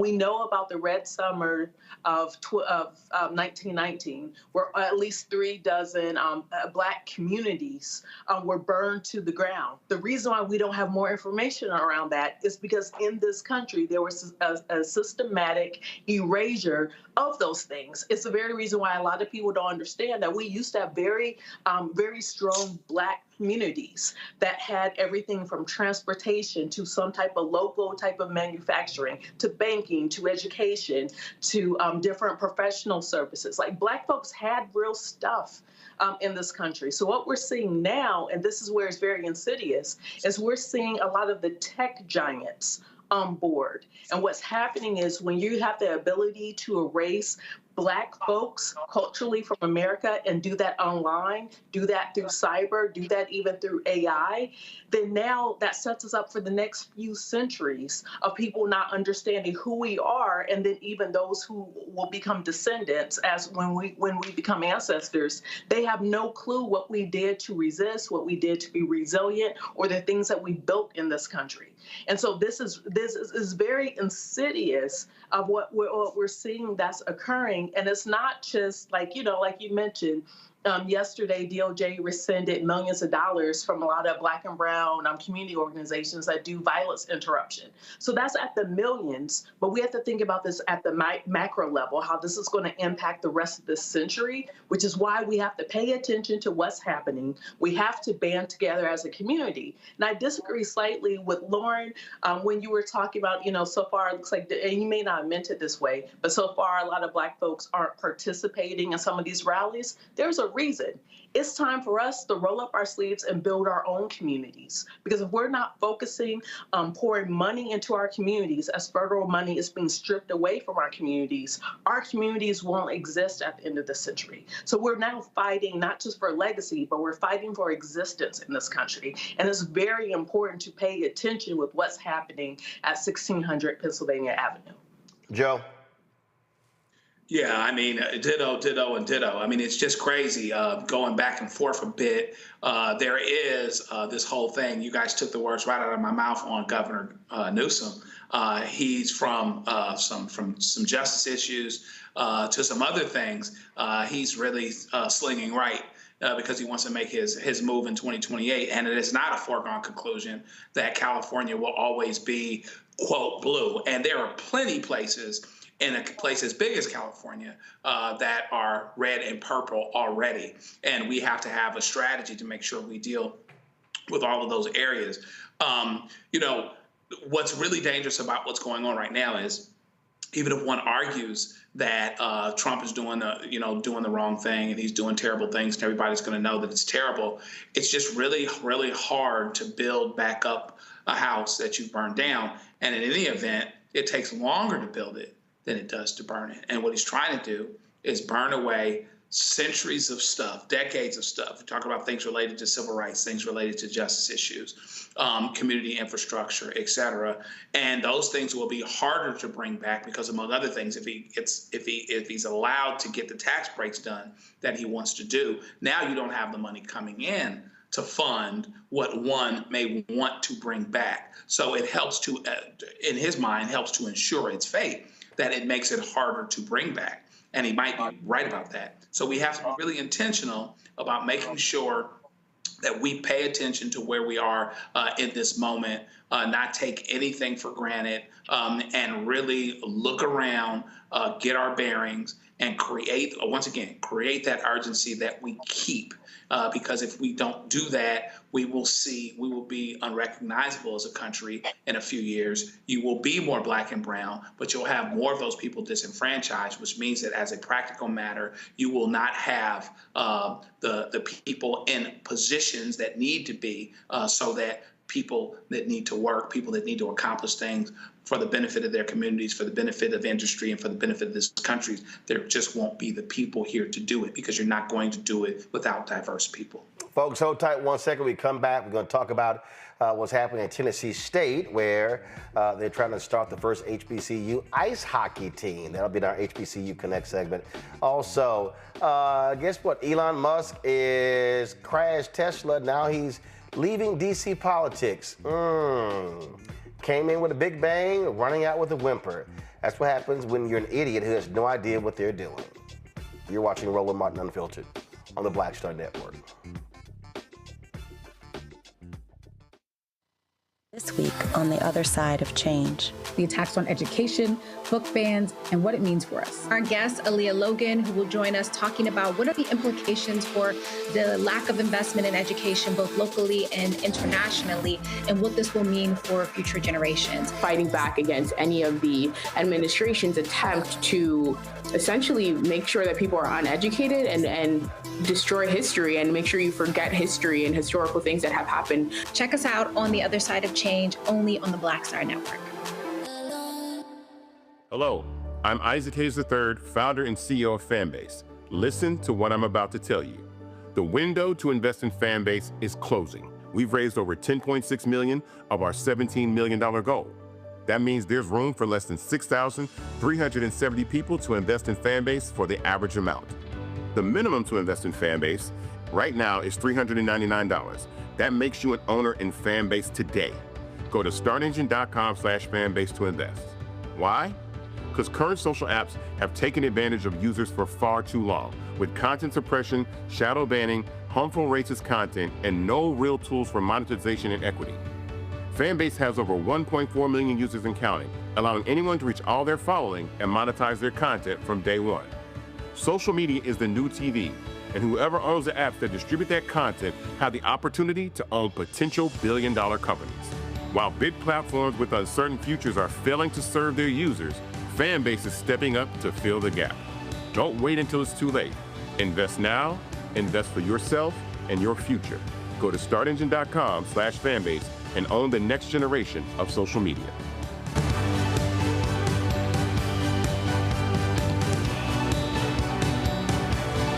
What's up, y'all? This is Wendell Haskins, a.k.a. Win Hogan at the Original T Golf Classic. And you know I watch Roland Martin Unfiltered.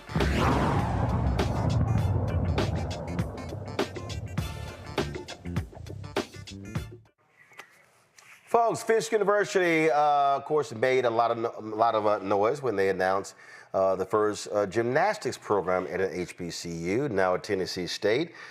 They want to make history as well with the first ice hockey team. Joining us right now on the show is Duante Abercrombie, appointed coach there in 2024. Glad to have you here, joining us from Nashville. So first off, ice hockey, why? Absolutely, ice hockey is something that we've been doing for a very long time, and honestly, why not? All right, so, but when you look at various programs, when you look at what we see, successful programs, how do you make that successful at an HBCU like Tennessee State? How do you make it financially successful? Well, hockey is a sport that's built off of family, and everybody knows at HBCU that's one thing that we do very well is show up and show out for our own. And that sense of family is something that we plan on bringing to the ice. When it comes to finances, every school has their struggles, and everybody has their own financial hurdles that they have to get over. We definitely have ours. We're actually in the midst of a $5 million raise right now. And that's one of the reasons that we're out doing the work that we're currently doing. But adversity builds great character. It builds great human beings. And honestly, if you're not willing to work for it, it's not worth having anyway. So when will the program go live? So October 4th is our first game. It's already been announced on numerous stations. Boston University is the team that we will be playing in Nashville at Bridgestone Arena. Again, it's historic for many different reasons. Boston University, the first ever black NHL GM attended Boston University, and Mike Greer, first ever Olympian, and Jordan Greenway also attended Boston University, and the first ever black player ever in college history also attended Boston University. So there's some synchronicity there between the schools. But this has been a very, very, very long time coming. I'm not sure if your viewers are aware, but hockey actually began in Nova Scotia with the Colored Hockey League, and that's a history that hasn't really been told up until about 5 to 10 years ago. But that's something that needs to be said. This is a sport that we occupied at the very beginning, and it's something that we need to now understand as a piece of our history, and we need to not necessarily reclaim it, but this is something that we can absolutely do and do very well. How will you be competing? I mean, you'd be the only HBCU with an ice hockey team. So what league are you competing in? Are you an independent? Who are you going to be playing? So we will be an independent team in our first few years. I saw everything that was happening in the sport of ice hockey with all the NCAA settlements that were going down, and there's some other rules that have changed within the game of ice hockey that just changed the landscape quite a bit. So we want to sit back, see what happens, let the dust settle, and then we'll decide which conference we join. But I also think that gives us a leg up. Now we can travel all over the world, play all the best programs, but also get the chance to take TSU, our institution, on the road, so people outside of the HBCU world can experience HBCUs maybe for the first time. What has been the response from Black hockey players since the announcement? From Black hockey players and families, it's about time. That's exactly what their response has been. Many of them grew up in various situations. I grew up in a very diverse program in Washington, D.C. It's actually the oldest diversity program at Fort DuPont, right there in the middle of Southeast D.C. And then there's other individuals like, I'll just mention Houston Willison, grew up in Philadelphia, but he had never had a Black coach until I coached him at Stevenson University. So everybody's experiences are different, but everyone, especially when we talk about Black hockey players and their parents and coaches, this is about time. It's a long time coming, and we're really excited to be the ones to be first. Questions from my panelists. Joe, you first. Congratulations on what you're doing. It is certainly about time. I wanted to ask, will you have scholarship athletes, and is your school, do you know, it'll be independent, but does that mean it's Division I, Division II? Admittedly, I don't know as much about hockey either. All I know is that I went to a game once, and it was amazing to me all that was going on away from the puck. It's really quite something to watch, and you miss something when you don't watch television. So when you watch it on television, you don't go. But are there scholarship athletes, and does this create any momentum? Have you had any discussions about momentum about other schools, other HBCUs that don't have hockey teams, possibly looking at doing the same thing? Well, I'll start with your last question. I believe that there are a few other institutions that are currently working through feasibility studies to make sure that this could potentially come to their campus. But this has to be done right first. I feel as though we are the hockey team of the HBCU world at the moment. So the moment that we launch, the moment that we have success, the moment that we show that this is not only sustainable, but it's successful, then that's when the other HBCUs will follow suit. I can almost guarantee you that. And to your first question about the scholarships, we are an NCAA Division I program, but we are funding all of our scholarships, all of our operations, everything out of our own pockets. We have to raise, like I say, $5 million for our first couple of years to be able to play. And everyone that we've worked with thus far, obviously supporters of hockey and individuals that don't know much about hockey or even HBCUs, want to see this happen. So we've been grassroots to this point. We have a text link. I'm pretty sure it's being shown, or if it's not, you just text TSU Hockey, is all one word, TSU HOCKEY to 41444. Contribute whatever you can. And I honestly believe many hands make light work. And I think this will be light work once everybody understands what great opportunity we have here. Lauren? Hey, I'm curious as to where Tennessee State, like what are the other teams that you play can compete against in your area? So the only team that's been communicated publicly is Boston University. So that's the only reason why I'm able to say that. There are many NCAA Division I schools within 5 to 6 hours of Nashville, Tennessee, Ohio State, Bowling Green, University of Michigan. These are all NCAA Division I programs that we look to play, and maybe if not in our first year, definitely within our first few years of competing. Nice. Now you also said, when you said the $5 million, is that raise $5 million just for the hockey team? Yes, that's $5 million for the ice hockey program. And that's to cover you for how many years? That covers us for roughly 2 years of operations. The average NCAA Division I program is $1.5 to $2 million. Given that it's our first year, we have a lot of equipment that we would also need to purchase, not even just our physical equipment that we wear, but just equipment around the building. And then there's going to be a lot of travel being independent. So we just want to be very open and honest with our projections. So that's why we're shooting for that $5 million. How much raised so far? So right now, the goal is to get to $900,000 just to be able to drop the puck. And we're over half of the way there. And we're having some pretty big conversations with other individuals. But that's why these conversations matter. The more that we have conversations like this, I know the HBCU world will show up. I know the world in general, because everybody wants to see this happen, will show up, and they'll show up. Rebecca? First of all, congratulations. I have two quick questions. Will the NHL, specifically the Nashville Predators, help be supportive of this effort? And then my second question is, especially with this being the first HBCU hockey team, are you going to create like an NIL collective so you can really capitalize, so you can recruit students to come play? Well, so being the head coach of the program, I don't believe I can legally be involved with a collective.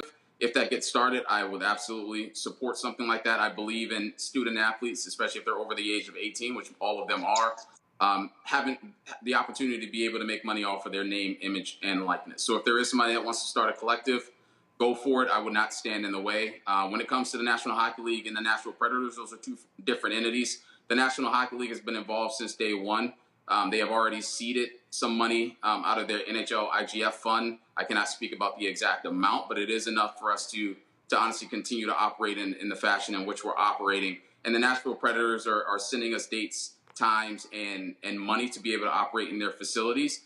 But we are Tennessee State University Hockey. I'm not going to sit with my hand out and expect the Nashville Predators to show up and open up the door and make it easy for us. We have to go and show that this is something that is worth investing in, and I guarantee you the Predators will line up to support.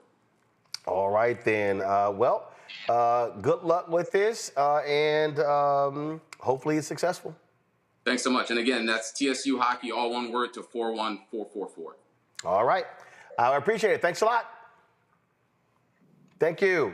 Folks, let's talk about what's happening here in the nation's capital.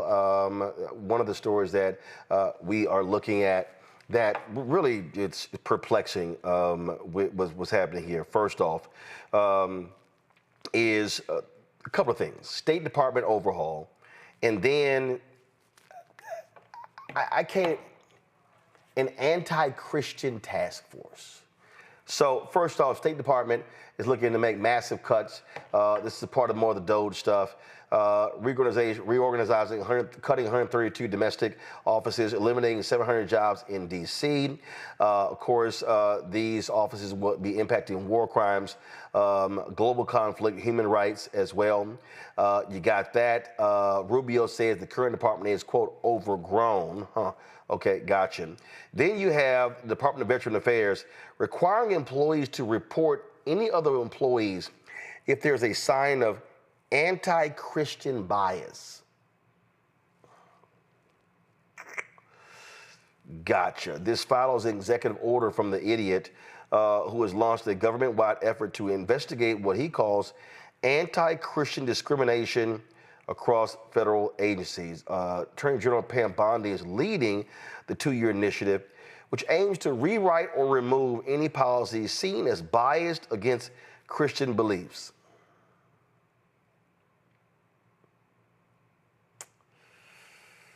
Joe? Oh, so we're going against, we're not going to have anti-Christian policies, but it's okay for us to not be Christ-like at all. And so, yeah, this is nuts. No such thing as separation between church and state. And they're actually, there are people that can sue on religious discrimination grounds. So this is being maybe proactive, talking about a problem that doesn't seem to be there, not about people that have actually brought lawsuits, not actually about something where people have actually advocated on the behalf of people, because there's this whole thing that's gone on that's decidedly anti-Christian or anti-religious for that matter. Hasn't happened. This is something to kind of, please right wing, yeah, maybe so. Right-wing Christian, including Christian evangelicals, frankly, that don't understand government, don't understand separation between church and state. And, you just speak to them and their nice, simple language. Oh, here's what we're doing. Here's what we're doing. We're fighting for you. And so it is ridiculous. But the question becomes how creative they're going to be in pulling something out of the sky, because it doesn't look like that this is the result of actual complaints that have taken place, actual lawsuits, actual proliferation of something where they've got to do something to deal with this systemic religious discrimination issue. This systemic religious discrimination issue simply does not exist. Lauren. Yeah, I don't know what that's about other than the usual. I mean, everything that they do sort of leads back to the same thing, which is to center sort of, I guess, white folks in some way or another. I don't know, but I think it's all distraction, quite frankly. And with regard to what you said about the State Department and the rollback on government, and government's too big and this and that, I'm sure everybody has noticed that the government suddenly became too big when we were making these gains, when Black people were making all these gains in terms of the record number of members of Congress, record number of prosecutors around the country, progressive prosecutors usually.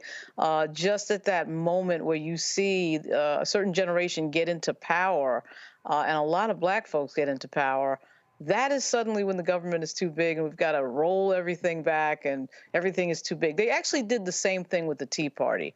You know, President Obama gets into office and suddenly now there's too much government, you know, and now that, of course, Trump is sitting there, there's all of these, you know, every single day, he just can't be off the TV. He's got to be making a move. There's got to be an executive order. Suddenly now there's not too much government.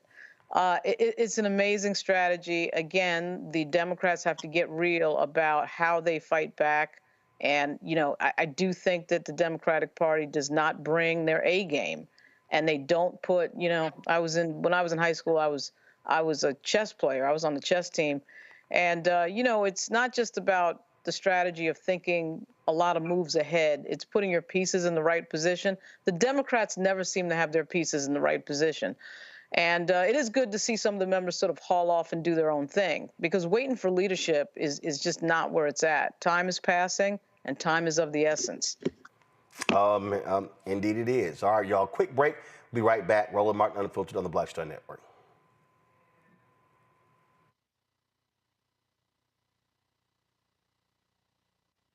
This week on the other side of change. The attacks on education, book bans, and what it means for us. Our guest, Aaliyah Logan, who will join us talking about what are the implications for the lack of investment in education, both locally and internationally, and what this will mean for future generations. Fighting back against any of the administration's attempt to essentially make sure that people are uneducated and destroy history and make sure you forget history and historical things that have happened. Check us out on The Other Side of Change, only on the Black Star Network.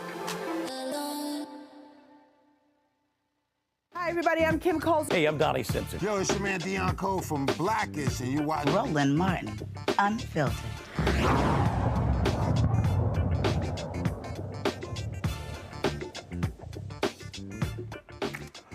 All right, folks, Tennessee Congresswoman Diane Harshberger, Republican, getting some blowback because she called, talking about Representative Al Green, called him a boy. Roll it. It's been a long time coming for me, and it's an honor. The people you serve want to see you. They saw me at the inauguration because we kind of forced our way into the front. And that's another story for another day. But then they saw me at the State of the Union, too, and I saved that seat from 9:30 that morning. And who am I sitting across from? Al Green, that gets the first member to ever get ejected.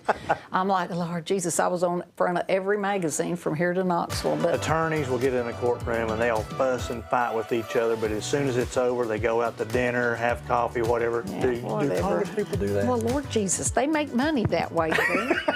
They get up and rant and rave and tweet or X or whatever it is. And hold their signs up during the State of the Union. No, that's not me. I wanted to go over there and grab a few of them, but Al Green was over here with his cane, and I'm like, gosh, dang it, boy, he does not need that cane. That cane is a prop. I swear it's not real. And I'm wondering, one of my colleagues said, screw the gold part off of that and see if there's a gun in there. I'm like, I don't know about that man. He's just Weird Al. First of all, she claims all the attention she got. Literally, y'all, I don't even know who the hell she is. I ain't never heard of this woman. I have never heard of this congresswoman. So, I don't know. you should be thanking Al Green, because the only reason we even mentioning your country ass is because of what she said. Here's Congressman Al Green at a news conference. Except for today to communicate. And there's also a reference that was made to my cane. I'll talk about all three of these, and then each person here will have an opportunity to speak as well. We're all going to try to be as brief as possible. But this is a topic that many people are very passionate about, both of these topics, meaning the slur on the LGBTQ plus community, as well as a slur on black men. Boy, this is especially sensitive for me because as a child, I remember my father being stopped by a peace officer, and the officer referred to my father as boy, and my mother was girl. And it wasn't just that one time. It was the way society addressed people of color who were of African ancestry at the time. It wasn't said to indicate that you were youthful. It was said to demean, to degrade, to denigrate. It was said such that you would know your place in society. And it was something that you would immediately have said to you. I can remember the child of an Anglo male calling my father boy, the child. My mother was called girl in the presence of her friends on one occasion. Friends, it's not about Al Green. It's about whether black people in this society are going to allow slurs such as this to be normalized. We cannot allow the normalization of these kinds of slurs. Lauren, your thoughts? Tennessee, Roland. You ever notice how it's always Tennessee? I wonder why that is. You know the history, right? Tennessee. Here we go. And you're right. I had never heard of this member of Congress, and I cover Congress. So I was very surprised to see it. I was like, is that woman a congresswoman? I'm glad Al Green is out saying something about this, and that there are people still in Congress who do bring up and don't just sit there and not say anything when these things happen, because increasingly what we find is that nobody says anything. We're talking like racism is not disqualifying. That's just a fact. Racism in politics is not a disqualifying factor, as we found out last November. So I'm glad that he's saying it. He should speak out and speak up, and more Democrats have to join him. We seem to be the only group that never gets joined when something like this happens. And then we're expected to join other groups when stuff happens, to them on their watch and this type of thing when it's something bigoted. So I'm glad he's speaking up. Al Green is a special character, and so good for him. Yeah, it's always Tennessee, Rebecca. But how dumb? It kind ain't real. That kind ain't real. Girl, Rebecca gone. See, they gonna make me cuss on this Wednesday. Go ahead. Diana knew what she was doing. My great-great-grandfather was Henry Carruthers was enslaved in Tennessee. She knows what that means when she said boy, and she said it so casually and kind of just said it like she was saying something so funny, and it was trying to be coy. It's like, come on. Here's the other thing about Congressman Al Green. We shop at the same grocery store. I've seen him with groceries and using his cane. It's a mobility aid because he needs it. I would say that this would be beneath Miss Diana, but considering we really don't know what she does, we really haven't even heard of her. I mean, this just might, okay, cool, she got her 15 seconds. Al Green is a better person than her. It's a little hard to be, it's something beneath her, Joe, when she already at the bottom of the barrel. Right, exactly. First, shout out to my family, Justin Robinson of the Houston Area Urban League. Saw him in the picture there. Have to text him. But yeah, what's bad? It's not like she said, "Oh boy." It's not like she was above board and above level, other than this slip up. To Rebecca's point, she's making a lot of personal slights. Oh, he doesn't need his cane, and he's the only one to get thrown out of a State of the Union session, and all of these other things that have nothing to do with her and her constituents. frankly. And so, that's what you're dealing with. And there's this problem with normalizing racism. And she did slide it in. She knew what she was doing when she said boy, because you know what? You or I can't be in certain rooms and slip up and say things like that. So she should be penalized for not saying that, for saying the wrong thing as well. But if you don't care, that's how you get down. See, that's what DEI is. Here's somebody, we didn't know nothing about her. She could have been in Congress for years. We don't know her from a hill of beans. We didn't know nothing about her until she had something to say about Al Green. Now, how impactful is she if you and I and we don't know anything about her? But maybe that's what the DEI is that they be talking about. Diana Harshberger ain't nothing but a hillbilly from Tennessee. Just a country-ass bumpkin from Tennessee. It's as simple as that. And if you go to Memphis or Nashville, wouldn't nobody know who the hell she is. All right, y'all, last night, Jackson, Mississippi incumbent Chokwe Lumumba lost his re-election bid to Mississippi State Senator John Horn. Horn has been a 30-year veteran of politics, beat him with nearly 75% of the vote. He, of course, had run 3 previous times for mayor, and he lost. It was a shocking reversal from Lumumba's dominant 2021 re-election race, where he got 70+% of the vote. Lumumba was seeking a 3rd term, but the city is facing a very turbulent time. Water issues, trash issues. Lumumba has been indicted by federal authorities as well. And so Horn is going to be running in the June 3rd general election, where he will face the winner of the Republican primary runoff, independent candidates. But we're talking about Jackson, Mississippi, heavily Democrat, heavily black. So pretty much he is going to be the next mayor of Jackson, Mississippi.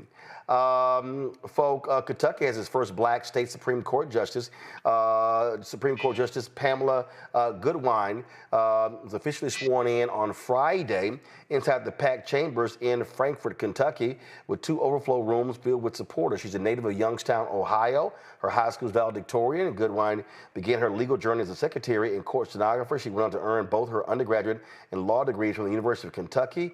In 1994, she entered private practice with Wyatt, Tarrant, and Combs before being appointed to the district court bench in 1999. She was elected as a circuit court judge in 2003 and made history again in 2018 as the first black woman elected to the Kentucky Court of Appeals. So congratulations to Supreme Court Justice Pamela Goodwine. All right, y'all.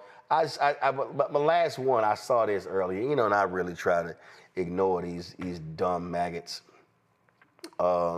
But I couldn't ignore this one. So Byron Donalds had him a little town hall, and they were lighting his ass up in his town hall. But I just got to show y'all this here. So this fool actually posted, this is what he did. He posted, he's mad because they've had clips of his town hall showing folk, getting this behind. So he decides to post this 11-minute video from his town hall, but this is his tweet. The left created a false premise that minorities can only get ahead with DEI. That's actually a lie. This is wrong. This is a lie. Actually, your lie is a lie. This is incredibly disrespectful. Life, y'all, now this is the one that took me out. Life is about access and relationships. We should celebrate the success of all Americans, not tear down our neighbors in the name of DEI.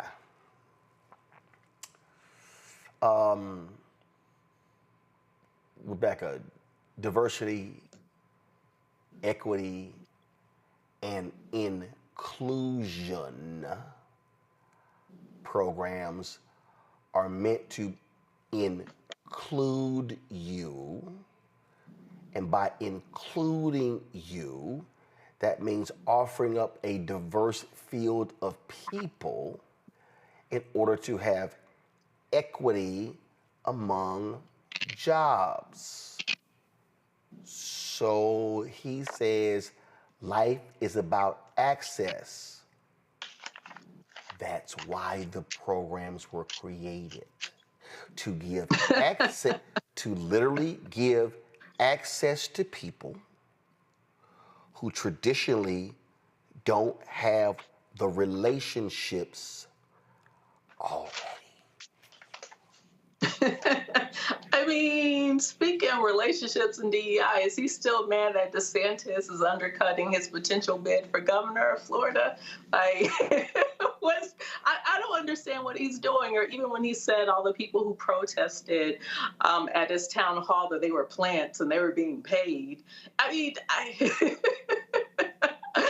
he confuses me. Here's the thing. Black folks in this country, we really don't want DEI if this was a true meritocracy. Because we know if it's a true meritocracy, we're going to rise to the top. But when you have systemic racism in this country, where we're intentionally left out of society in this country when it comes to proper banking loan rates, when it comes to education, when it comes to actually being able to compete and get the jobs and the quote unquote good jobs, we don't want DEI. We just want to be treated fairly. But because this country refuses to deal with its original sin and refuses to deal with us fairly, then these white people did come up with DEI. So he's right. White people did come up with DEI. White people are the main ones who benefits from DEI. But what he's saying is a word salad that doesn't make sense, because all this anti-Blackness that he's showing, he's not even getting thing out of it. Like, you want to run for governor, you have other political aspirations, and you don't get it. You wanted to be in Trump's cabinet, and guess what? You did not get it, but you did all this shucking and jiving. So now you're playing the fool, the minstrel. You're doing your own DEI program, but it's not working. I thought this was pretty funny, Lauren, from the town hall. Cash by Isabel Wilkerson. Have you read the book of my life? Cash. Stop. Don't educate me about my life, sir. Don't do that.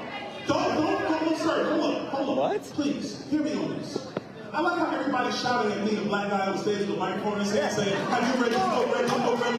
I'm sorry, wait a minute. The guy said, have you read Cast by Isabel Wilkerson? And then what does he then do? Hope y'all didn't miss it. Y'all yelling at the black guy on the stage. Oh, so now we are acknowledging blackness. Allow me to play it again just in case some of you missed it. Listen. Have you read the book Cask by Isabel Wilkerson? Have you read the book of my life? Cask. Stop. Don't educate me about my life, sir. Don't do that. Don't, sir. Hold on. What? Please, hear me on this. I like how everybody's shouting at me, the black guy on stage with the microphone, and saying, have you read this book, read this book? Don't marginalize my life and what I've done. Don't do that. Don't marginalize other black people. Don't do that. Don't marginalize this. Do you know how many black men in America stand on? Have you read the book? Do you know how many black men in America? Oh, I'm sorry, Lauren, are we having a DEI conversation? Now we're black now. So now suddenly we're black. we're black. Uh-oh, we're black. He's going to get his melanin card pulled hard on the governor thing. I'm glad Rebecca brought that up. He's going to get that card pulled hard because it's just sitting here. I realized who he is. He's not J.C. Watts, but this reminds me of the J.C. Watts scenario because every room that Byron Donalds walks into on Capitol Hill is a bunch of white males. He's got to realize that.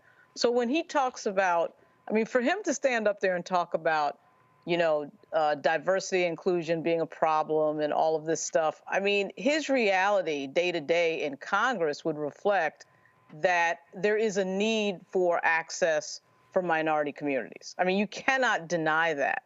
But he's about to get a political lesson down south. There's no doubt about it, because they are not going to favor him for the next governor of Florida. That ain't happening. So, it amazes me how long it takes some of these guys to figure out what the real game is. But, honey, he's about to figure it out. And for him to sort of be out there arguing about reverse racism as if you can somehow lie to yourself like this in front of all these people and then go home at night and not realize that this is all nonsense. I mean, I get that he's trying to, be loyal to the party. He, as Rebecca already brought up, he got nothing for that. And he's about to learn the lesson. By the way, Roland, Donalds has a bill to rename the press gallery after Frederick Douglass. Something I find highly ironic because it's very hard for black members of the press to get credentialed in that daily press gallery on Capitol Hill. But I'm going to talk to him next week about that because he's probably unaware of that. But at any rate, it is amazing to watch him up there. I refuse to believe he is as unaware of what he's doing as it may seem. But here's the other deal, though. Again, if you want to name it after somebody, I don't know, Alice Dunnigan, Ethel Payne. They've got photos and stuff up in the gallery of Ethel Payne, and they've got a photo of Frederick Douglass. I find all of that to be completely. No. I'm just saying that if you want to rename it after somebody, you name it after somebody who actually covered. Hey, see again, that's the dude. It's like, do you really want to have a conversation about the agenda of Frederick Douglass? He does have a history of black press in that bill. There's sort of a little bit of a historiography of the black press. Again, I'll talk to him face to face. Right? No. But the point that you're making is an important one, dude. If you want to be credible, then why don't you sit down with the black press today? Why don't show me Byron Donald's Your Black Press Roundtable? Show me how many black-owned media TV interviews you do. Oops, I'm sorry. I'm sorry. What was I thinking? I'm somehow Joe talking about accountability. Oh, I'm sorry. Yeah. Excuse me. Yeah, it's his damnedest thing, you know. And, you know, it's interesting, you know, you got to give it to him. He's pragmatic. Like, in a moment, something jumped off and he became black before our eyes. Now listen, we all knew he was black. I mean, the brother's my complexion. We knew. But at that moment, because of what he said, he knew. And most of the time, he plays it off. But that being said, we're going to go down the road here. And there's plenty of legit black conservatives out here that you disagree with, but who aren't putting the black card down all day, every day. But when he gets, you know, chomped up by those alligators in Florida, let's see if he takes advantage and becomes black again and does that. When he sees it ring of unfairness, and see that he gets no traction and see that it goes nowhere, then we'll see, you know, if he becomes black then or if he just kind of chalks it up to the game, particularly if he has a poor campaign, how he'll actually explain it. But see, for me, it's for me. I just gotta go ahead and say this, and I'm. You know, I was not gonna show this fool on today's show, but y'all are just gonna go ahead and make me do this because it's just stupid stuff. It's just stupid stuff that people say that really gets on my nerve.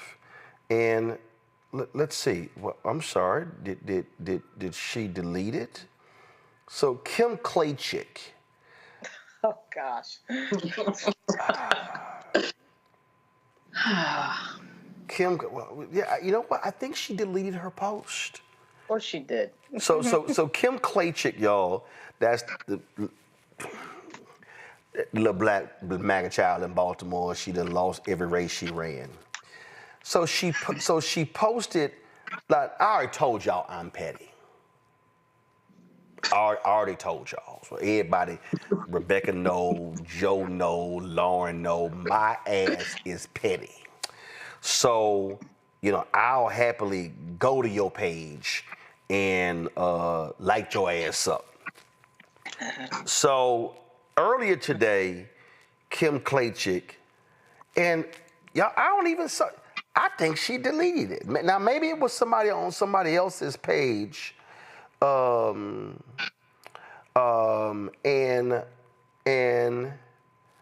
hold on, because somebody sent it to me and this morning, and that's the only reason I saw it.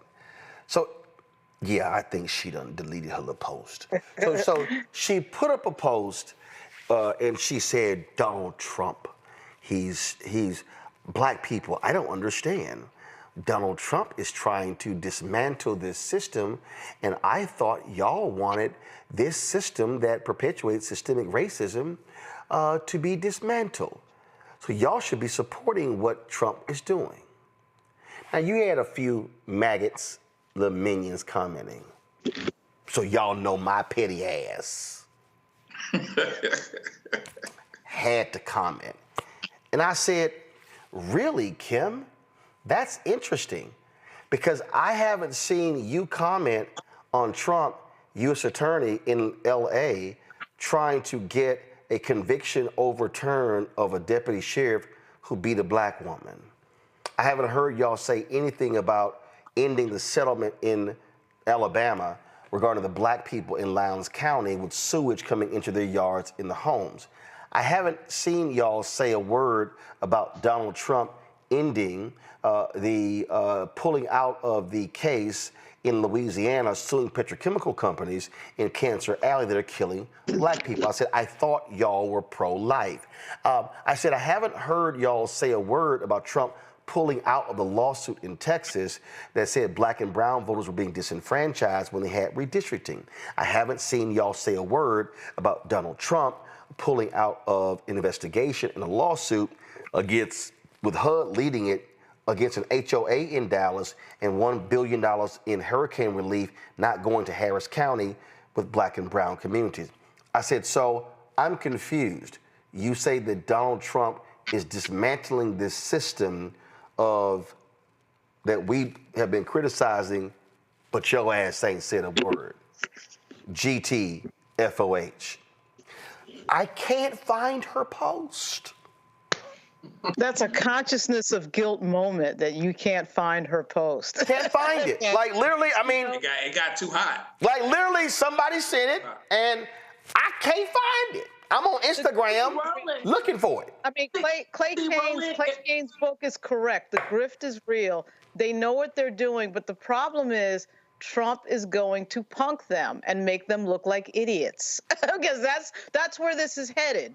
When you fool around with the Blacksonian, what you already said with Lowndes County and Harris County, that's all going to come. Those chickens are going to come home to roost hard in a big way, and they're not going to be able to explain it. The black conservatives are going to look ridiculous. That's what's going to happen. Go right ahead, Rebecca. Roland, if you're going to be full petty, if you're going to be Petty LaBelle, you got to take screenshots.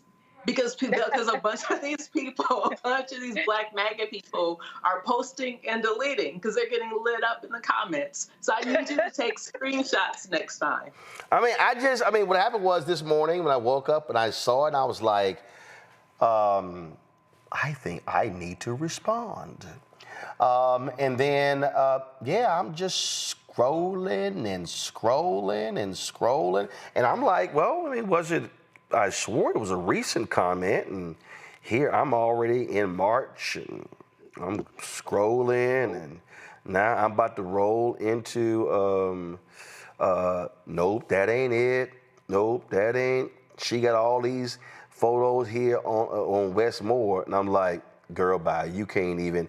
She got more pictures of Westmore on her page than Westmore got on his Instagram page. She got all this stuff, but I think the comment that she posted is gone. Kim, I don't understand. Hold up, is this it? Is this it? Oh, here we go. It was from March 7th, so it wasn't a recent comment.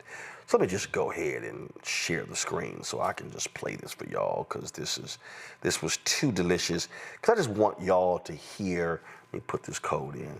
I just want y'all to hear the sheer stupidity yourself of what Kim Klachik had to say. Okay, hold up. Let me,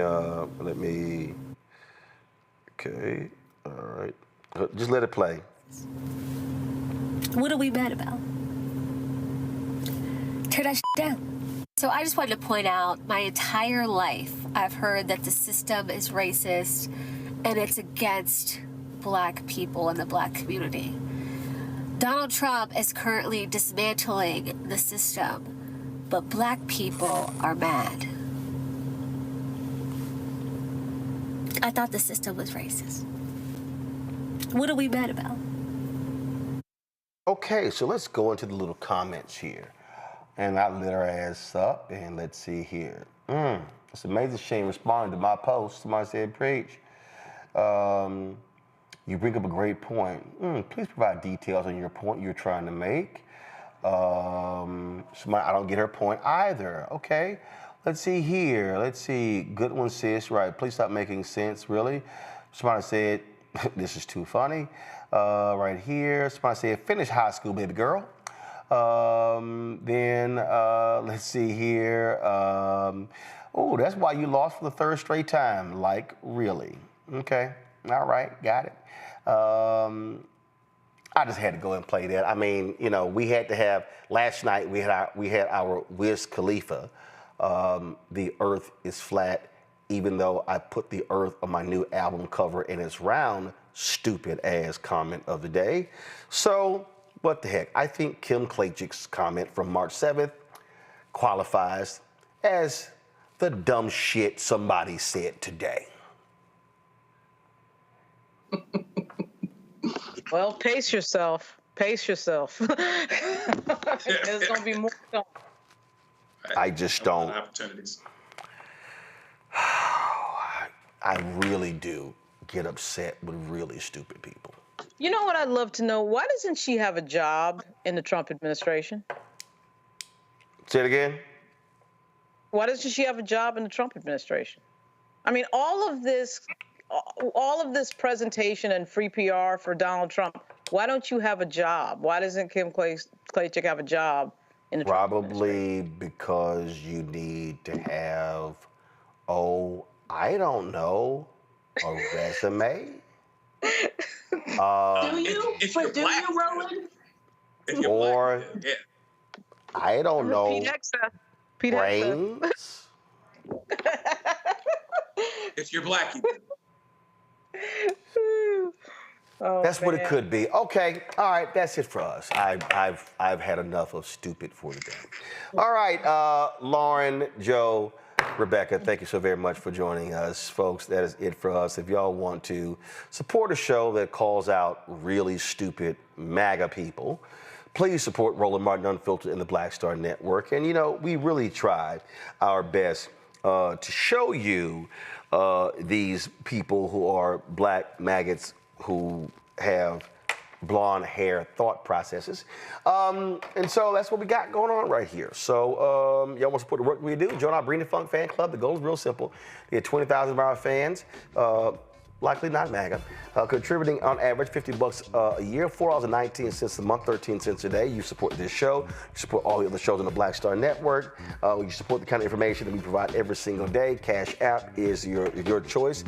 This is what you do. Use the Stripe QR code. You can also use this QR code for credit cards. Click the Cash App button and keep it moving. You want to send a check or money order? Please make the check money order payable to Roland Martin Unfiltered, not Ro, not Uncle Ro, not Roland Martin, not Black Star Network, not Unfiltered, Roland Martin Unfiltered. Send it to P.O. Box 57196, Washington, D.C. 20037-0196. PayPal, R. Martin Unfiltered. Venmo, RM Unfiltered. Zelle, Roland at RolandSMartin.com. Roland at RolandMartinUnfiltered.com. Download the Black Star Network app. Apple phone, Android phone, Apple TV, Android TV, Roku, Amazon Fire TV, Xbox One, Samsung Smart TV. Sure to get a copy of my book, White Fear, How the Browning of America is Making White Folks Lose Their Minds. Available at bookstores nationwide. Get the audio version I read on Audible. Also, folks, be sure to get your Roland Martin Unfiltered Black Star Network swag. That's right, our t-shirts right there. Merchandise, t-shirts, hoodies, wall art, mugs, and more. Go to rolandmartin.creator-spring.com. QR code is there as well. Also, download the app Fanbase. You see it right there. Go to Apple Store, Android Play Store to get Fanbase. If you want to invest in Fanbase, then you can do so by going to startengine.com/Fanbase to invest. Folks, that is it. I will see y'all tomorrow right here, Roland Martin Unfiltered, on the Black Star Network, where we really are petty with stupid maggots. I'll see y'all tomorrow. Holla! Black Star Network is here. Oh, no punch! I'm real revolutionary right now. Thank you for being the voice of Black America. All momentum we have now, we have to keep this going. looks phenomenal. See, there's a difference between Black Star Network and Black-owned media and something like CNN. You can't be Black-owned media and be scared. It's time to be smart. Bring your eyeballs home. You dig?